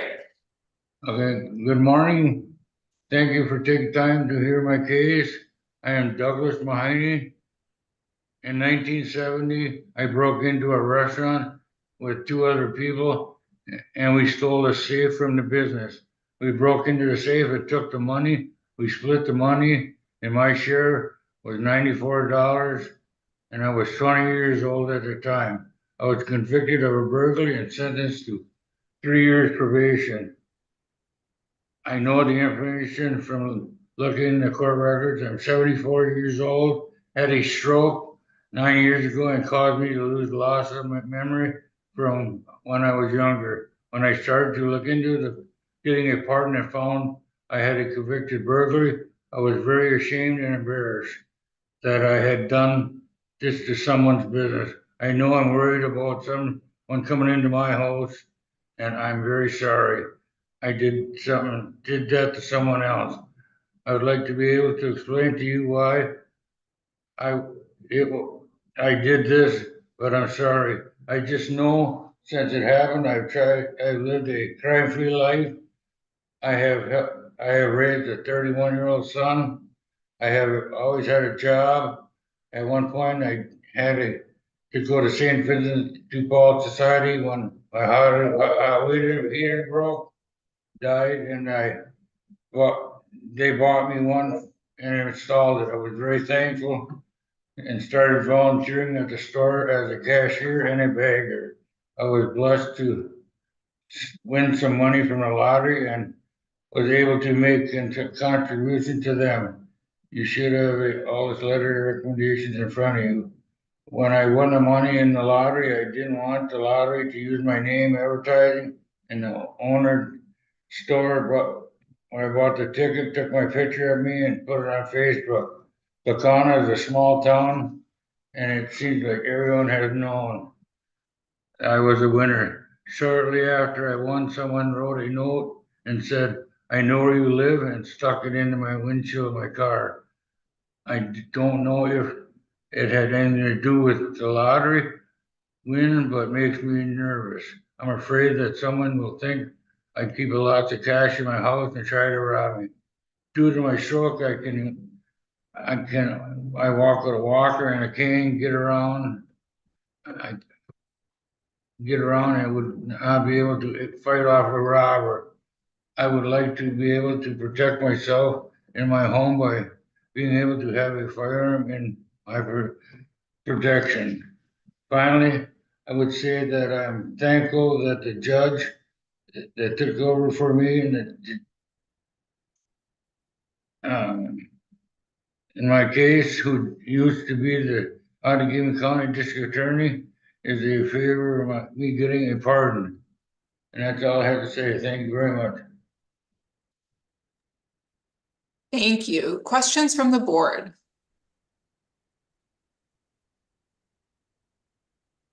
Jerry. Mr. Mahiney, I know the application process is really complicated, but you did a really good job and your application is really complete. And I think it answered all of our questions. So thank you very much. You're welcome. Thank you, Mr. Marhane. Looks like no other questions, so we'll let you go enjoy the rest of your morning. Thank you for your time today. Thank you. You all have a great day. Thank you. Bye. All right, we have one more applicant of the morning session, and that is Lee Buroker.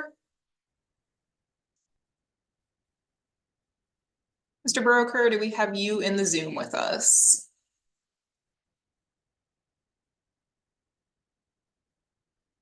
We've got a couple of folks who are just on their iPhones. So Mr. Buroker, if you can hear us, please unmute and let us know that it's you.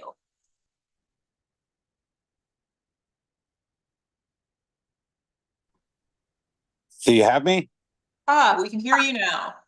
Good morning. Good morning. My name's Lee Buroker. Thank you for your time today, board. Back 30 years ago, I was given a felony charge for child support. I was young and stupid back in those days, and I'm paying for it still today. I had some monetary issues that I had to pay off, and I paid them all off about 20 years ago. And I guess where I'm at with this is, my reason for this is I'm a professional truck driver. And in the past, I've been kind of throttled with my positions to be able to go into military hubs or government hubs to be able to work.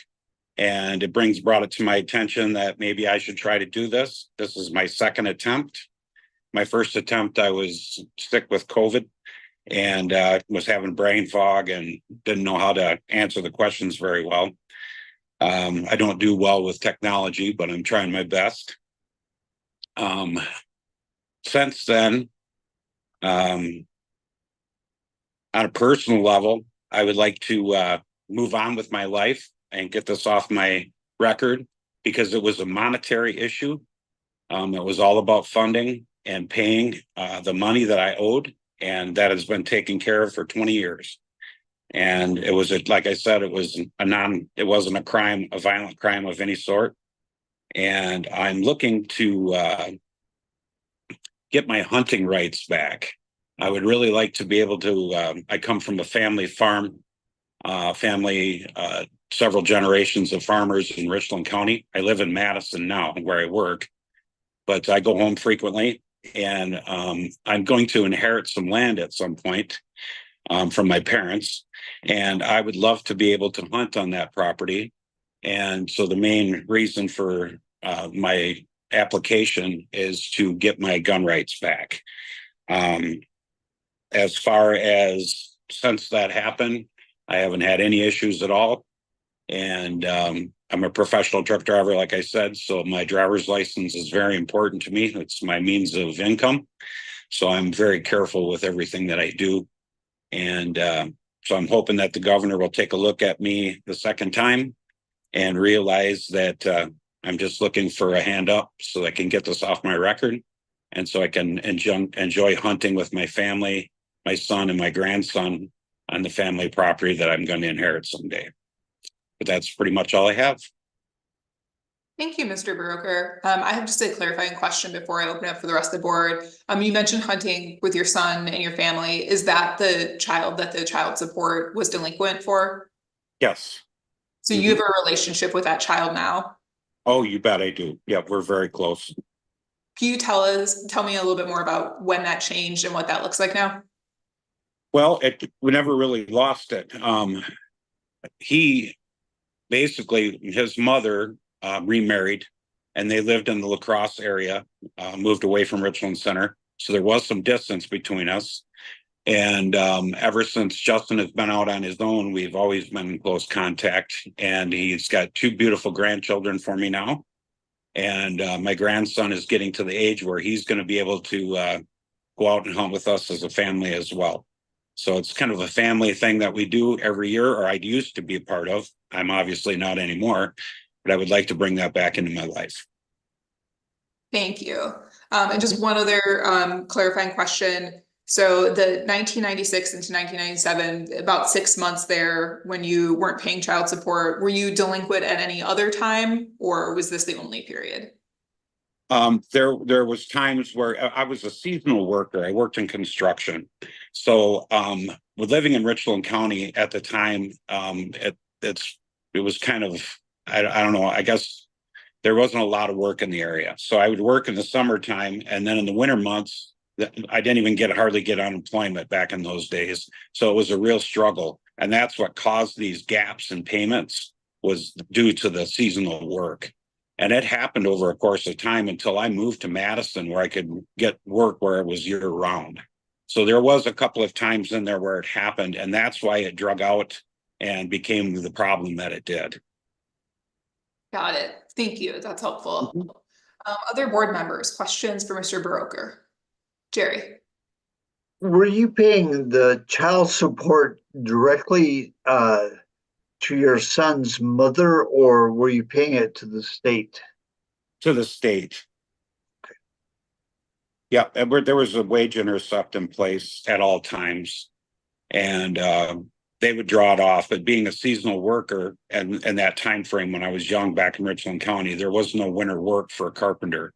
So I would have time off in the winter months. So that's where the gaps happened, and that's what caused the problem, and which got me in trouble. Okay. I'm sure you've heard me ask this question to other people. The application process strongly encourages you to submit letters of support, and you did not submit any letters of support. Why not?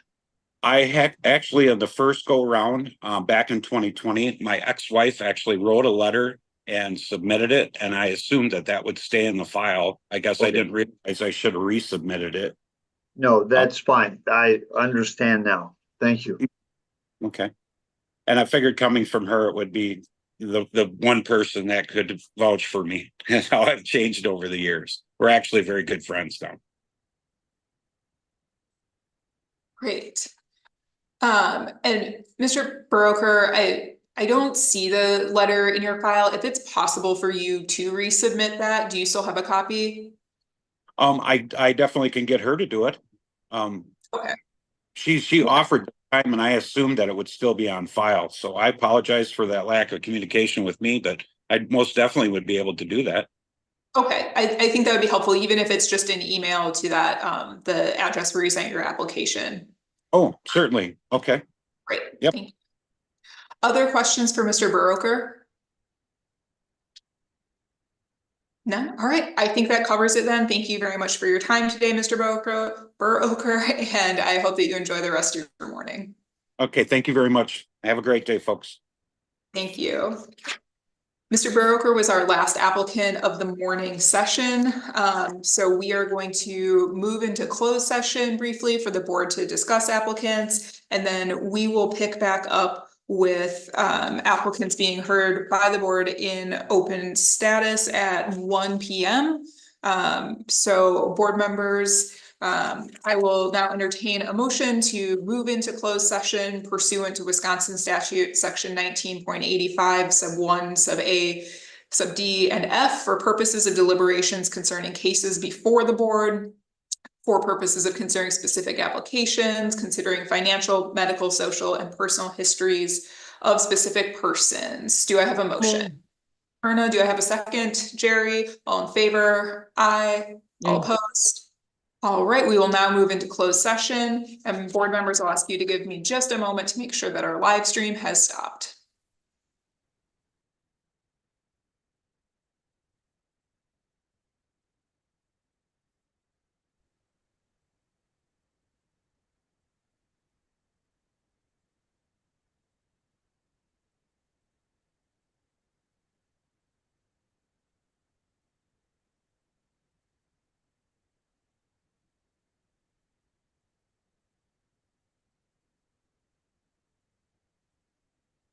Okay, I think we're down to just staff and law clerks in the Zoom, but Eric, if you'll just confirm that YouTube has stopped.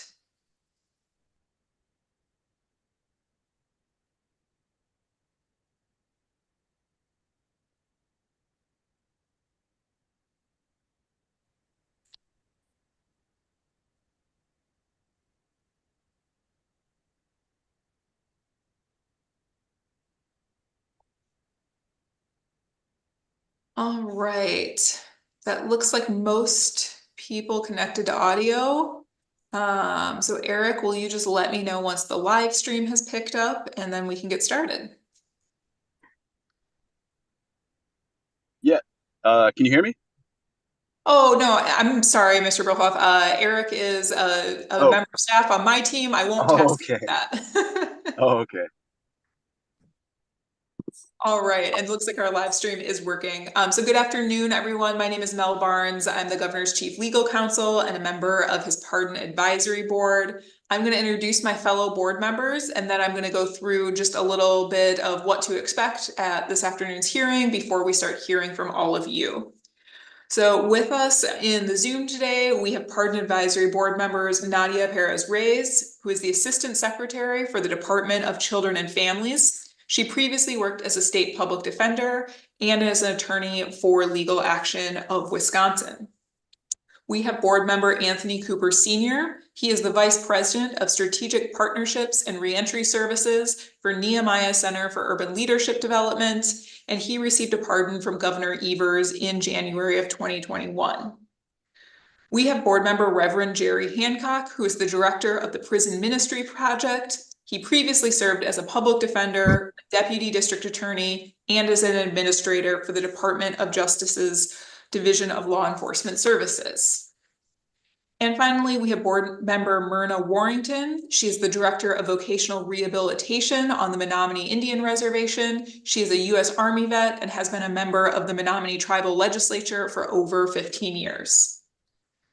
Those are your board members this afternoon. We're looking forward to hearing from all of our applicants. As a reminder, today's hearing is being live streamed on Wisconsin Eye and YouTube and is open to the public.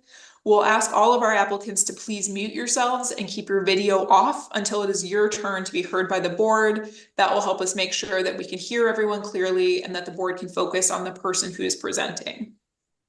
If you do run into any IT issues when it's your turn, don't worry. Someone from my team will give you a call. We'll get it all sorted out and make sure that Zoom is working. Otherwise, we'll call people up in the order listed on the agenda and open meetings notice. And each person, once their name is called, will have about 5 minutes with the board. We'll ask you to spend the first 3 of those minutes speaking to the questions that you were sent in advance of today's hearing. So as a reminder, that is to first provide a brief summary of the offense that you're seeking a pardon for and how your sentence went. We're not retrying the crime. This is not a court of law, so you don't need to minimize your involvement. Just tell us what happened in your own words. Second, we'll ask you to give us a brief summary of what you've done since the completion of your sentence, including community involvement, employment, basically how your life is different now than it was at the time of your offense. And finally, we'll ask you to share briefly why you're seeking a pardon and why you think the governor should grant you one. Once you've provided those intro remarks, the board may or may not have questions for you, but we'll try to save the last 2 of your kind of 5 minutes for any questions from the board. Don't read too much into it. If we don't have questions for you, it's possible everything is covered in your application and your presentation today. The board has already reviewed all of your written materials, but if there are questions, we want to make sure that we get all the information we need to make a recommendation. Once we are done asking you questions, you're welcome to sign off and leave the Zoom. You do not need to hang out with us all day. And then once everyone is heard, the board will move into closed session to decide whether or not to recommend your application to the governor. You need a majority vote of board members present in order for your application to be sent to the governor. The governor will then make the final decision about your application, and either way, you'll hear from the office about the outcome of today's hearing in about a month, maybe a month and a half. I know that you've been really patient even just to get to this hearing stage, so we'll ask you just be patient just a little bit longer so that we can make sure that we get everything we need to the governor. So with that, we will go ahead and start with our first applicant of the afternoon session, which is Robin Sternwise. Mr. Sternwise, we're ready to turn it over to you. Okay, let me get my video going here. Can you see me? Yeah, we can. Oh, so I just start answering the questions basically? Yeah. Right away? Okay. So there's 3 crimes that I'm looking to be pardoned of. 2 of them are criminal damages to property. The first one is a tiny Tigers daycare center, basically, that me and a friend stopped by. He got out of the car and broke a bunch of windows in it, basically. I mean, I could have just as easily been the one that got out of the car and did it. So the fact I was sitting in the car really doesn't mean anything. The second one was a construction company where we just broke a bunch of stuff, stole some tools. He found a gun in the glove box of a car, turned it into armed burglary that got dismissed. But the felony itself is destruction to property. And the third one is a drug paraphernalia charge that basically we got pulled over and we had drugs on us and there was a pipe in the car. And so I'm looking for those 3 offenses, basically. The 2 criminal damage to properties, the construction company I served 9 months in jail for and 3 years on probation, something like that. The second one I was actually went through court for during jail. So it was ran concurrent. And the paraphernalia charge, that was just like a license suspension. I didn't even have a driver's license at that point, so that didn't really mean anything. So basically back then, I was a pretty messed up kid. I grew up in an insane household, an alcoholic father and a mother who lost her mind and mental illness. It's not really an excuse. It's just kind of gives you a little bit of an idea of the state of mind I was in and why. By the time I was 20 years old, I basically became so miserable that I decided to turn my life around because I couldn't take it anymore. I started going to AA meetings, started going to drug and alcohol counseling. Eventually ended up going into church, and I kind of got a new addiction. And the new addiction I had was a good addiction, as I enjoyed seeing people's lives change, basically. And just being a small part of it. It was like a high it brought me, like unlike anything else. So I pursued that with abandon to the point of it actually burning me out. And now I don't do it a whole lot nowadays because it's an extremely stressful life, especially when you're running multiple groups.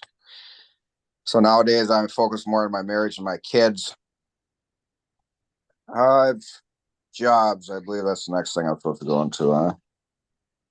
So basically, I started out working as a construction worker. My dad had his own business, farming, kind of jack of all trades. I went into nursing for school, went to school for nursing for a number of years part-time, worked as a CNA, worked as a kidney dialysis tech. Basically stopped nursing because my record was kind of, which is what this is mostly about, my record was kind of keeping me from being able to go to clinical sites because, that's a private business and it's up to them who they decide on site. And once I seen that I was just going to keep getting rejected as them, I kind of stopped my dream of nursing.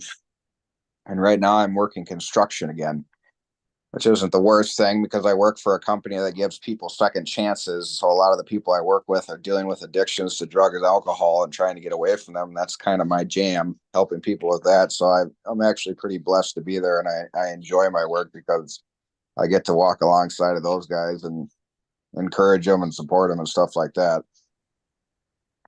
I don't know. Is there something else I'm supposed to talk about? I forgot what you said the third question was. Yeah, if you just want to touch briefly on why you're seeking a pardon and why you think the governor should grant you one. I think we've heard a little bit about that in your answers to the other 2, but want to give you a chance to speak to that.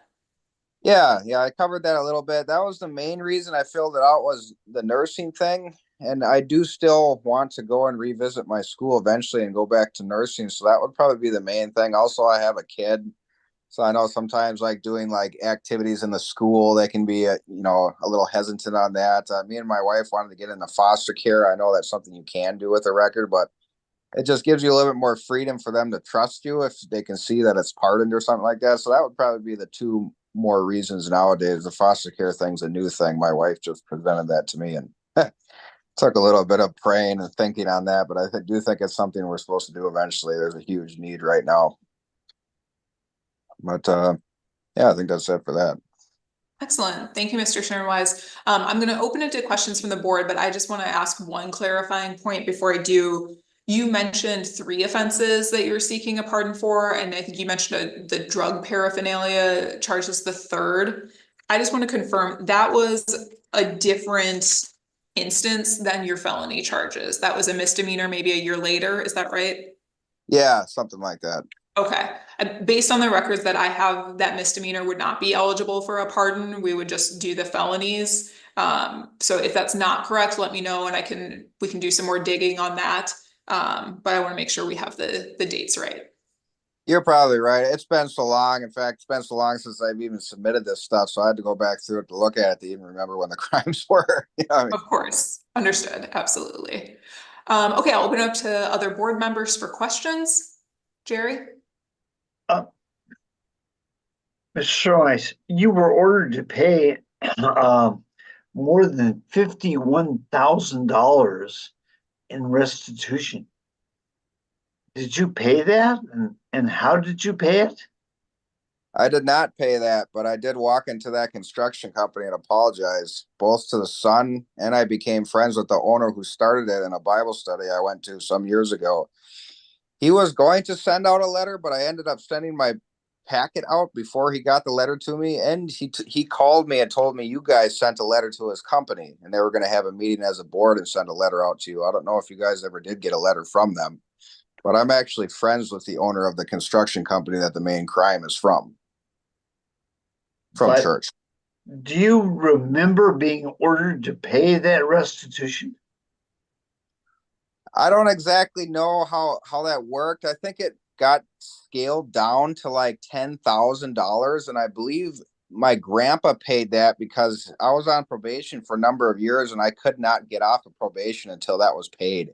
So I think there was an amount of like $10,000 or $15,000 that it was scaled down to, and then he paid that because it had to be paid for me to get off of probation, and that was my early 20s. Okay, and who are you working construction for these days? Jeremy Bauer is a friend of mine through the church. He owns a company called Trinity Construction. Okay, thank you. Other questions from the board?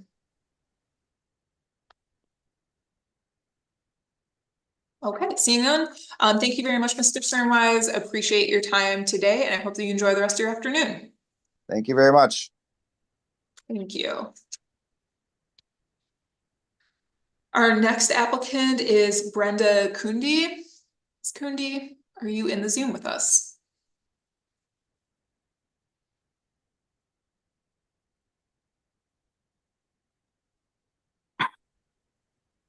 Hello. Hello. Hi. Am I Sorry. pronouncing your name correctly? Is it Yep, Kundi? you did it perfectly. Yeah. Great. Well, we're turning it over to you. Thank you very much. Okay. I got in trouble in December of 2015. Sorry, it's been a while since I filled this application out. And I was delivering illegal articles to an inmate. I ended up it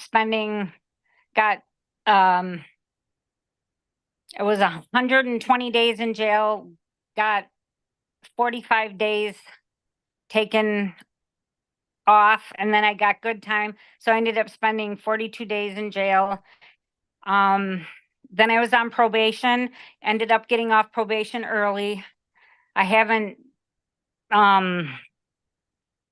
am now disabled, and at the time that this happened, I was making some pretty poor choices in my life. A lot of them had to do, I was on some medication that was probably not making me have the best decision making. And so I had done that. My life has significantly changed. I'm at the same address. I work part-time for Quick Trip. I've paid off all my fines with this. Everything's been paid. And I just think I would like to relocate, and I have to rent. So that's been kind of a hard thing for me to do because I have parents that are aging. I just lost my father, and my mom is in her 80s, and I would like to relocate, and that's been kind of hard when you rent. And plus I would just like it to be off my record to just not have that there anymore. Thank you, Ms. Kundi. Questions from the board? Jerry? Can we talk a little bit about the crime? Yeah. This happened at Oshkosh Correctional, right? Yes, I'm sorry. Yeah, I'm just Okay. nervous. I'm sorry. Right. And what was your relationship with William Brockett? Yeah, at the time he was my boyfriend. Okay. And you brought in marijuana inside of 42 balloons. Why did you do it that way? That was just the way I was told to do it, so I did it that way. So it was my fault. I got very manipulated and just put them in my pocket. Okay. So, and you were going to get some money from, how was the money going to work? That was going to come through Walmart MoneyGram. From where? I can't even remember. I don't remember from where. I don't remember who it was at this time. Somebody in Wisconsin. Okay. So you were going to deliver the marijuana to your boyfriend. Yes. And presumably he was going to sell it inside the walls? Yes. And then somebody else, some third party, would send you some money from Walmart. Right. Yes. And when you brought in the heroin, was that going to work the same way? I didn't know. They keep bringing that up, and I'm not sure what that's all about. Well, the criminal complaints. There might have been maybe there was, and I wasn't aware of it. Well, the criminal complaint says that you were obviously upset when you were caught inside of Oshkosh. Well, yeah. And you became angry and said that you had previously delivered heroin to the same facility. Now I remember. It has been so long ago. Yeah, I do remember that now. Yeah. Well, what do you remember about that? That I did bring it in with the balloons. Yeah. So you brought in heroin the same way you were bringing marijuana? Yeah. And where did you get the heroin? From somebody in Racine. Did you go to Racine to get it? Yes. Okay. And one more question. The application strongly recommends that you submit letters of support. Okay. And you did not submit any letters. Okay. Why not? I just really didn't have anybody I could get support from. I just don't have a lot of support. I'm sorry. Okay, but no, that was an answer to my question. Thank you. Thank you. Any other questions from the board for Ms. Kundi? Okay, I think that covers it. Thank you, Ms. Kundi. Thank you. Appreciate your time and hope you enjoy the rest of your afternoon. Yep, thank you. Thank you. Next up, we have Angela Brown. Ms. Brown?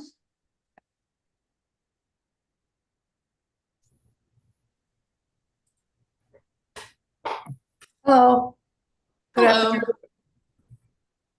My name is Angela Brown, and in 1996, I was charged with 2 counts of forgery, and I served 30 days in Huber, so I had work release while I spent that 30 days in jail, and then I had 5 years of probation, which I finished in the 5 years. I was also ordered to pay back the restitution to the people that I stole the checks from and wrote them out, which was completely done by the time I was off probation. I had wage garnishment done while I was working. So that's how the restitution was paid off. Some things that I've done, the biggest thing I did was to go back to school. I was able to get my associate's degree in computer science, and then I also went on to get my bachelor's degree in computer information systems. I've been working in the IT area with various companies since then. And I've done a lot of different community work, whether it was with my son's school, the YMCA. I did some things with the USO and some other military things throughout the last 25, 26 years. The reason I'm asking for a pardon, one of the reasons is because of my job.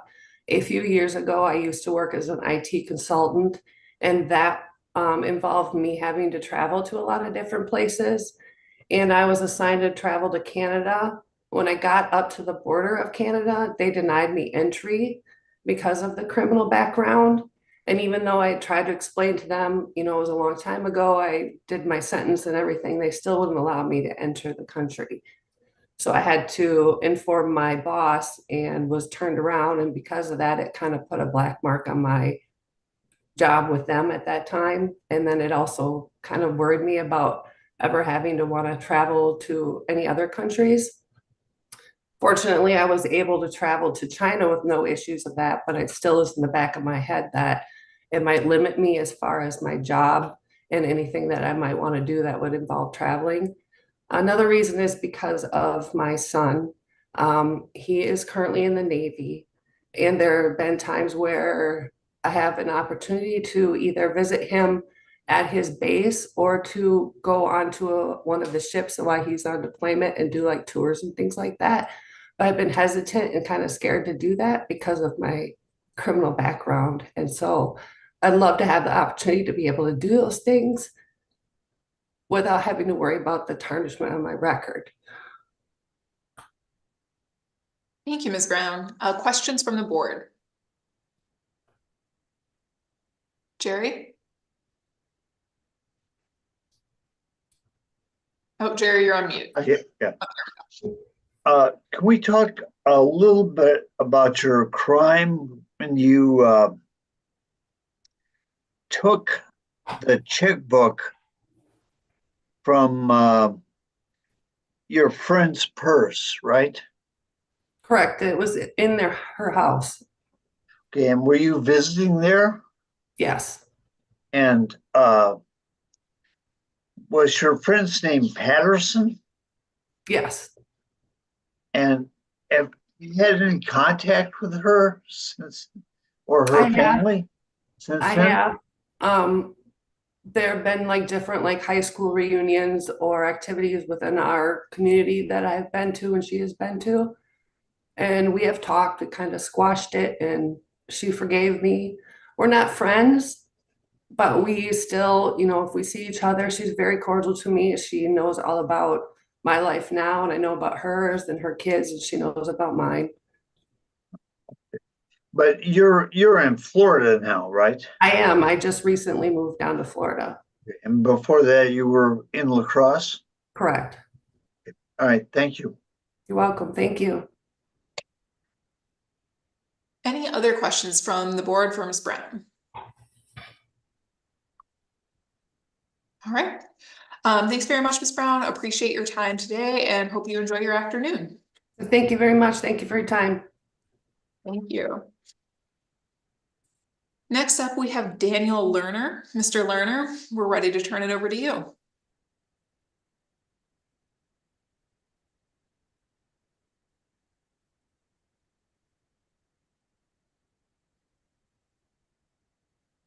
Okay. Hello. Just want to say thank you for taking the time to listen to me. So my conviction sentence was theft, removable property.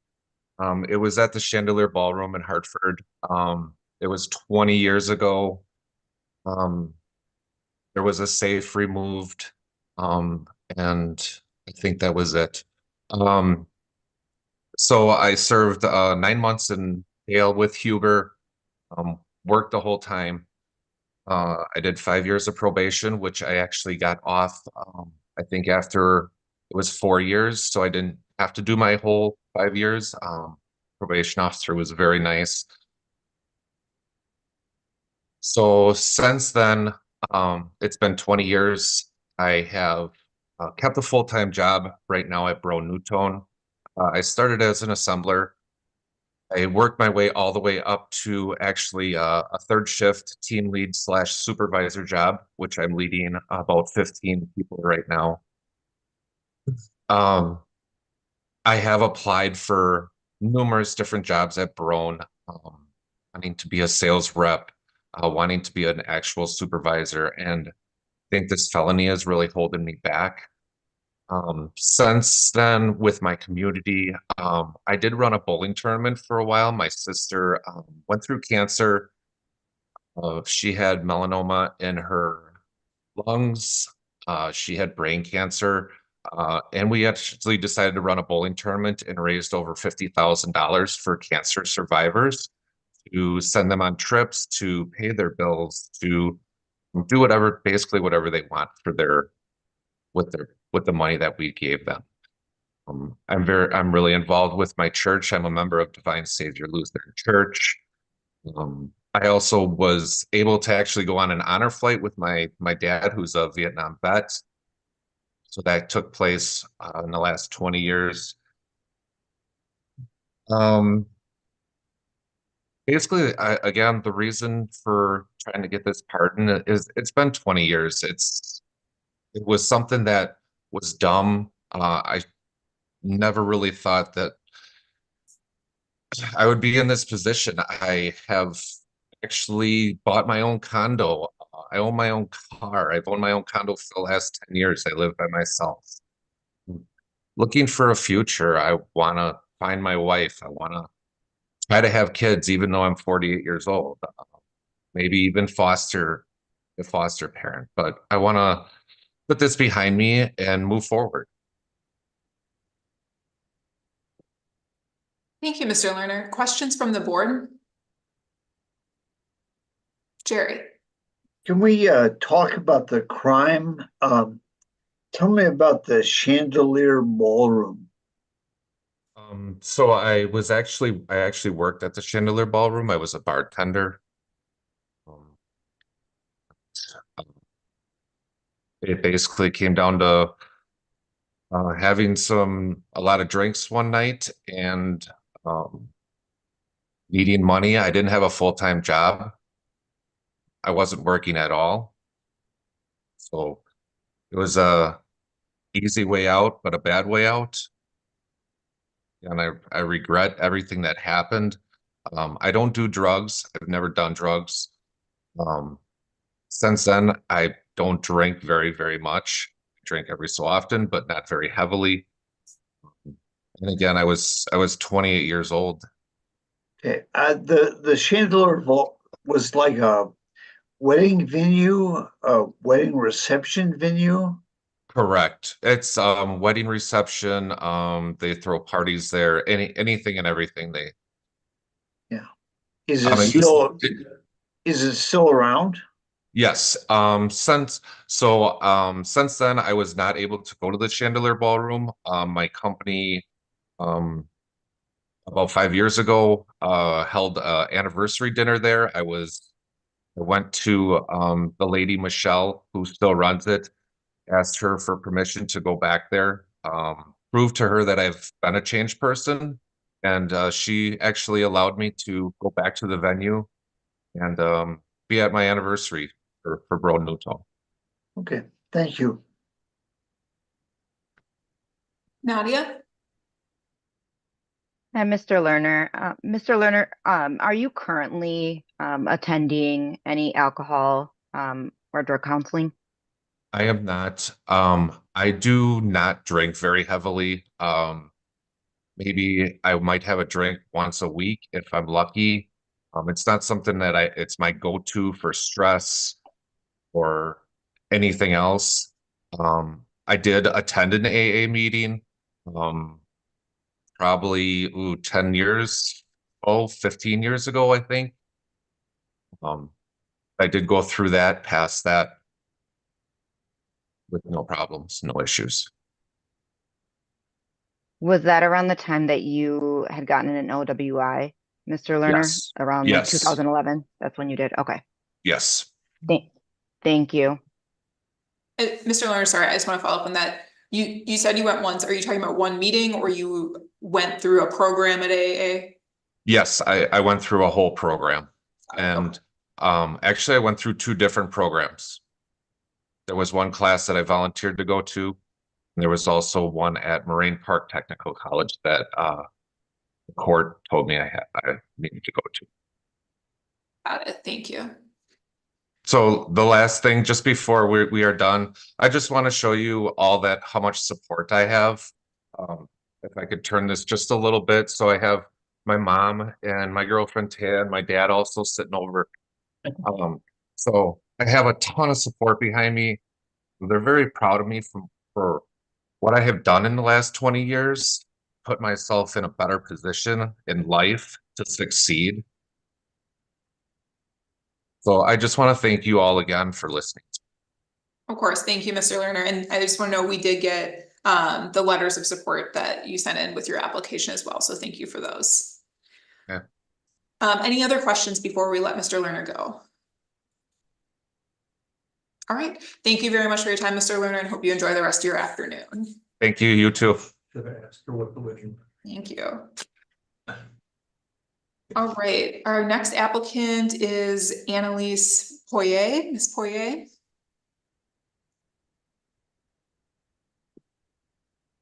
Hi. Hello. So I had 2: possession with intent to deliver narcotics and delivery of illegal articles to an inmate. The delivery of illegal articles was read in. The possession was 8 months and 4 years of probation. So with the crime, I was in a lot of trauma. I went through a lot as a child, and I was really troubled. And I ended up, one of my friends had overdosed, and I was at the scene, and I actually had went there and he was already dead. I had called 911. I tried resuscitating. Everyone was that was there didn't try to do that. I don't know why. But since then, I really spiraled. What was partying for fun really became like almost an addiction. So after that, I was just kind of going by. I was in school for nursing. I was trying to get out of the situation that I was in. I was involved with the wrong people. And I was going to join the Air Force. I had applied. I had passed my ASVAB to just get a change. And the person that I was involved with, the inmate, he had called me like 43 times. I did not want to take it in there. I felt like I was in a place where I didn't know who to go to or who to talk to. But yeah, he had called me 43 times that day. He had arranged everything, and I had taken methadone in, and I had attempted to give it to him on a cheeseburger, and I was arrested. And since then, I successfully completed everything. 6 months after I was, well, during the incarceration, I had worked 30 days off my sentence. They really liked me in there. I had a few jobs. So I only had to serve 7 months. But 6 months after I got out, I had moved in with my parents. I was doing the right thing. I was working about 12 hours a day. And I had started another, like an antidepressant medication that caused me to be manic. And I was trying to tell my mom this, and she basically was like, you don't want to take the medication. And she wasn't listening to me because it wasn't working for me. And I ended up going out and I partied. I relapsed. I got arrested for driving under the influence. And that was when I was in Fond du Lac County then for 45 days. I was honest with, had a good relationship with my probation officer. I told her I wanted help, told her the reason why that happened again. And they put me in the ARC. They offered me an ATR at the ARC. So I did a 90-day inpatient treatment. That was when they had a van from Spirit of Life Church, and they picked you up. And that was when I really truly gave my life to the Lord. And since then, I walked out of the ark. I was like signed my lease the day I left. I had a bike. I rode my bike, worked 10-hour days. I rode my bike to Moraine Park. I did a year of culinary school. I met my husband a year later, and since then we have 4 children. I homeschool, and I am currently about to receive my bachelor's degree in Bible and Theology at Warrior Notes School of Ministry. And I am actively involved at the River Church. They have me managing the kitchen. It's called Abba's Kitchen. And see, so we're with Abba's Kitchen, we're currently organizing outreaches to reach the community, to care for the elderly, to just give light. My heart and the reason why I applied for a pardon was one, for ministry, and because I'd like to go all the way to my doctorate. I'm pursuing that. I'm going to continue forward no matter what. And I'm going to be going into the Ark in 2 weeks to go speak to the women and to just give hope and be a voice of encouragement that this may be the situation that you're in and the circumstances that you're in. This can just be the beginning of a whole new life, that it doesn't need to go the way that it was going. I have continued to be accountable to my pastors on a regular basis. I go to we have women's meetings on Tuesday mornings. So I have a huge line of support. And also, like, for my 4 children is one of the biggest reasons that you can completely turn your life around, and who you hang around is really who you become. That's one of the biggest things. So, yeah. Thank you, Ms. Poier. Questions from the board? I have one. Yeah, Myrna. So you were selling drugs? Were you selling drugs?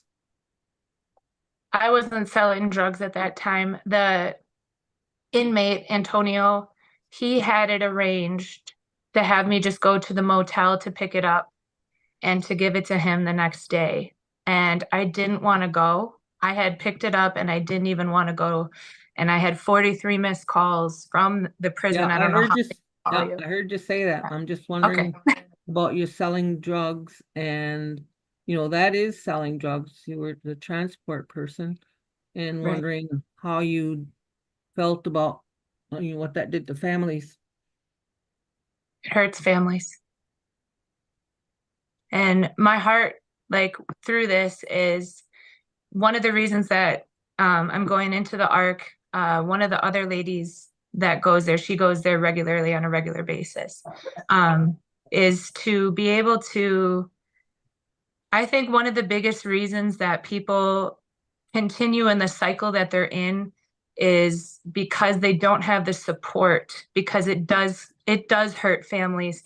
And actually, like, I'm going to see if there's any moms that are in there that have children, because the biggest thing that I think and the biggest need that we have in the whole system and everything is bringing the reconciliations with the families.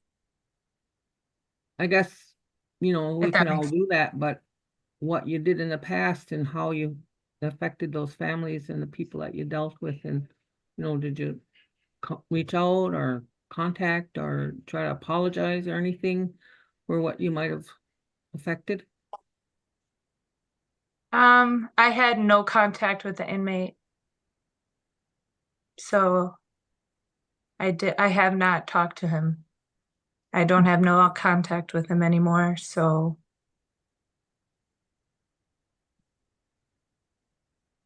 How long has that been? 2011. Okay. Other questions from the board? All All right. Thank you very much, Ms. Poier. Hope that you enjoy the rest of your day, and thank you for your time with us. You too. Thank you. Thank you. Next up, we have Charles Deluca. Mr. Deluca.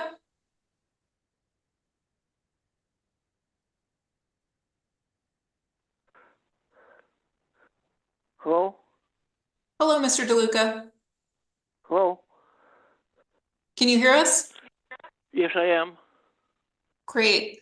We're going to turn it over to you. Do you want me to repeat the questions that you're being asked to answer, or do you have something prepared? Could you repeat it, please? Sure. So we're just going to ask you to tell us briefly about the offenses that you're seeking a pardon for, how your sentence went, and then tell us a little bit about what has happened since then, any employment, community involvement, and really just focus on how your life is different now. And then tell us why you're seeking a pardon and why you think the governor should grant you one. Well, I haven't had any police contact since I committed the crime, which I think is 36 years ago. I ran a trucking business successfully. I own my own home. I pay my taxes. I've done absolutely nothing wrong. And I would like to get a pardon so that I was able to get a passport to take my granddaughter to Italy. I have cancer in my left lung, and I would like to do that before I go. That's about it, and I would like to just get it off my record because I made a mistake. You know, I don't know what else I can say. I realized that it was wrong what I did, and I can assure you I would never ever consider doing that again. Thank you, Mr. Deluca. So can you tell us a little bit about the second charge on your record where you fired a gun during a phone call with someone? Can you tell us a little bit about what was going on there? Well, I don't think that was a gun. I think that we had a party here that night, and I think that was a fire. We were shooting off fireworks. I don't remember any gun. It was been 30-some years ago, 35 years ago. But when they brought that up to me recently, I don't recall it. I really don't. And I don't even own a gun. I never even owned a gun my whole life. Okay, so when the police were called in that scenario, the complaint says that when they arrived, they found 6 firearms in your residence. Does that sound familiar? They found what? 6. What did they find? 6 guns in your residence. Well, those belong to my ex-fiance. Because when we broke up, she inherited those from her grandfather that passed away in Eagle River. They were in a gun case. They were locked up, and she took all her belongings, and that was her stuff. Okay, and you did not fire one of those guns during the call that you were on? No, I don't ever recall firing a weapon. No. Okay. Questions from the board for Mr. Deluca? Yes. Do I have any questions? I'm just seeing if board members have any questions for you. Board members, anyone? No, okay. No, not really. I mean, I don't know what to say. I'm kind of lost for words. I thought about this for days, what I was going to say, but now I'm having a hard time remembering anything, what I was going to ask you. All I can say is I'm sorry for what I did, and I can assure you I would never do that again. And I've been very successful in life. I've employed 5 drivers for over 30 years, and everybody's always been paid. I got an 825 credit score. I own my own home, and that's all I can tell you. I've been a good guy. Thank you, Mr. Deluca. It doesn't look like we have any questions for you, so thank you for your time today, and I hope you enjoy the rest of your afternoon. Thank you very much. Bye. All right, our next applicant is Dwayne Crawford. Mr. Crawford?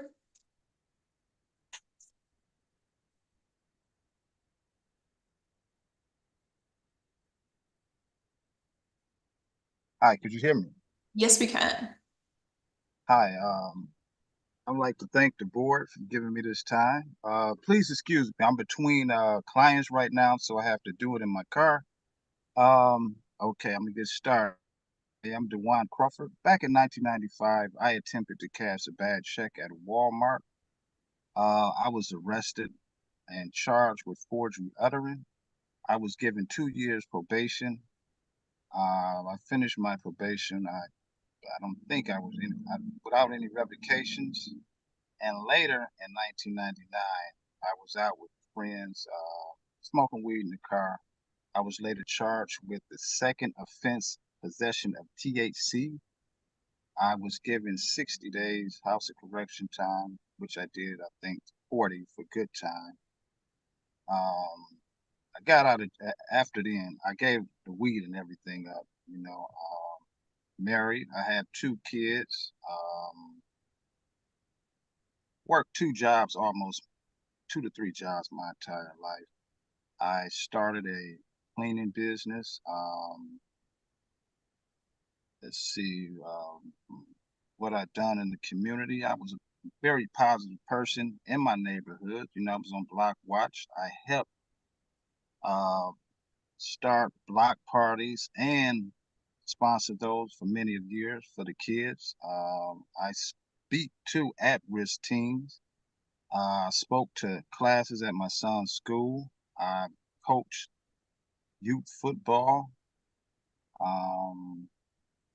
Why should I be given this Why should I be given a pardon? It's been 25 years. I haven't had any convictions. How does pardon have affected me? Affected me deeply. With my cleaning business, I've been rejected numerous accounts. Facilities wouldn't allow me to clean in there.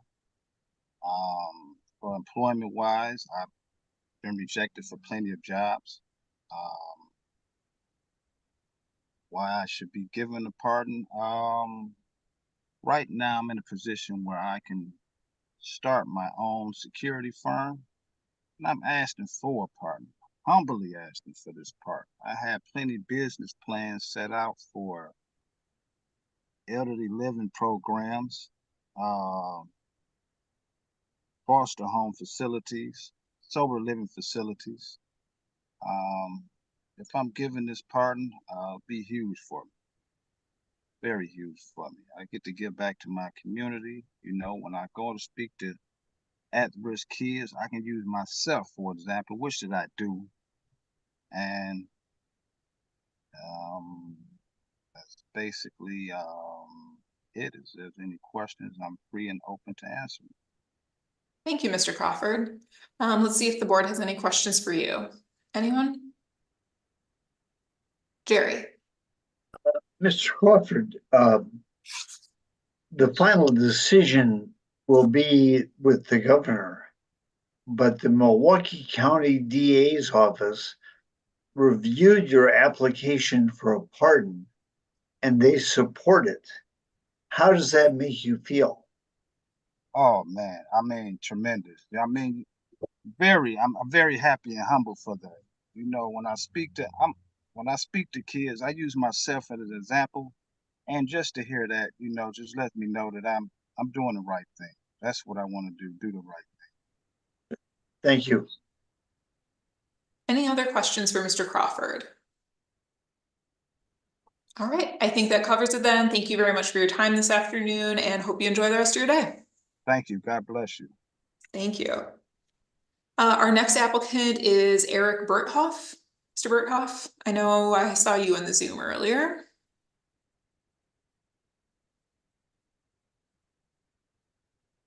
All right, can you hear me? We can. All right, cool. So in 2007, I broke into my grandparents' house and stole a bunch of things, some of which I actually ended up giving back. Me and my grandparents now are really good. Like, I was given 3 years on probation. I completed that. I didn't get any revocations, although I did leave the state a couple times. But it ended up being actually better for me in that I was able to find myself. I got married.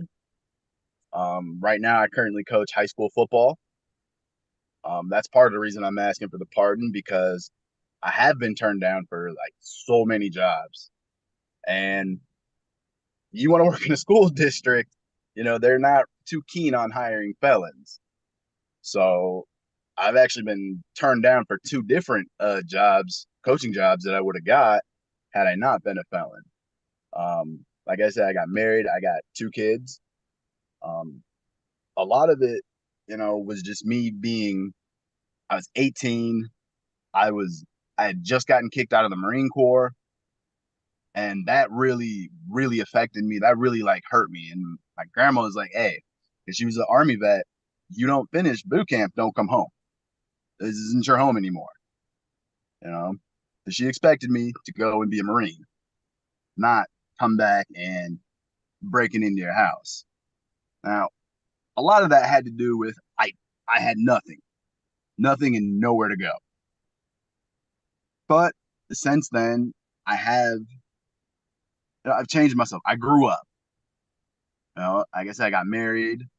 I got 2 kids, and I'm coaching high school football. And honestly, since I recently got this job, which I'm extremely grateful to the El Segundo School District for taking a chance on me. It was like I was always doing best in life when I was doing football. And I would really like to keep doing that. And it's been like nearly 18 years. Like I've never really truly felt like an adult. Like I've always felt like I got something on my back, holding me back. I'm still like a kid. And this is finally an opportunity for me to be able to grow up, not grow up, but be able to have a career. Be able to like just and get this behind me. And my grandfather passed in 2015. And in 2016, we had a little ceremony for him. And me and my grandma have been really close ever since. As a matter of fact, she was one of the people that supported this. And she even wrote another letter. So she wrote 2 letters. So. Thank you, Mr. Berghoff. Questions from the board? I have just one, Mr. Berghoff. And I'm asking about it just because it was recent and it looks like it is maybe not resolved yet. Was there either a car accident or some sort of car damage in Los Angeles recently? Could you tell us about what happened there? Car accident. I'm looking at your record, and it's a civil case, so not criminal, but motor vehicle injury or property damage. It says it was dismissed without prejudice on the request of the insurance company. Does that sound familiar? I mean, I've gotten into an accident, and I just turn it over to the insurance and let them handle it. Okay. So, was anyone hurt in the accident? No. Okay. This is every accident I've been in, except for, has been pretty much like minor little things. Although like this one lady did kind of come out behind the mail truck, made an illegal U-turn, and she kind of totaled my Benz.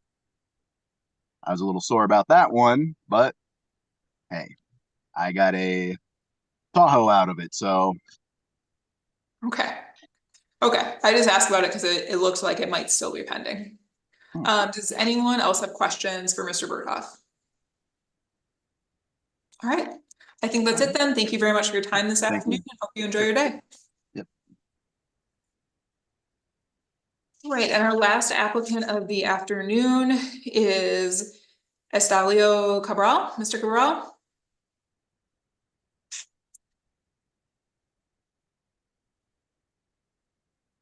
Mr. Cabral, is that you on the iPhone? Yes. Can you hear me? Yes. Okay, good afternoon. In 1992, I bought parts from a stolen car. I was sentenced to 18 months plus restitution. I served 2 weeks with work release, followed by probation, and I made restitution. Since then, I have focused on my family, my job. I have raised 2 sons. With my wife, I have worked at Engle Tool & Forge for 35 years. And I've been a supervisor for 25 years of that time. I am asking for that pardon because our 2 sons are police officers. And I am ashamed of this crime. I will be grateful to the pardon, to this pardon. And thank you for your consideration. Thank you, Mr. Cabral. Questions from the board? Jerry? Yeah, Mr. Cabal, the governor will make the final decision by your pardon. But both the judge and the district attorney in Milwaukee who reviewed your application for a pardon, both of them support it. How does that make you feel? It makes me feel very happy. It makes me feel good. Very good. Very thankful. And the other question is, there was a note in the file that if you got a pardon, you might want to apply to become a citizen. Is that part of the plan? That's part of the plan, yes. Yes, sir. Is want to apply for citizenship of the United States. Thank you. Thank you. Any other questions for Mr. Cabral? All right. Thank you very much for your time this afternoon, and I hope that you enjoy the rest of your day, Mr. Cabral. Thank you. You too. Thank you. All right, that concludes our applicants for the afternoon session. So at this time, I'll entertain a motion to move into closed session for consideration. So the board would move into closed session pursuant to Wisconsin statute section 19.85 sub 1 sub A sub D and F for purposes of deliberations concerning a case before the board for purposes of considering specific applications and considering financial, medical, social, and personal histories of specific persons. Do I have a motion? So moved. Nadia, and do you have a second? Anthony, all in favor? Aye. All opposed? None. All right. Motion carries and the board will move into closed session. Board members, I'll just ask you to give me a moment to make sure that we get everyone back to the waiting room and stop the live stream.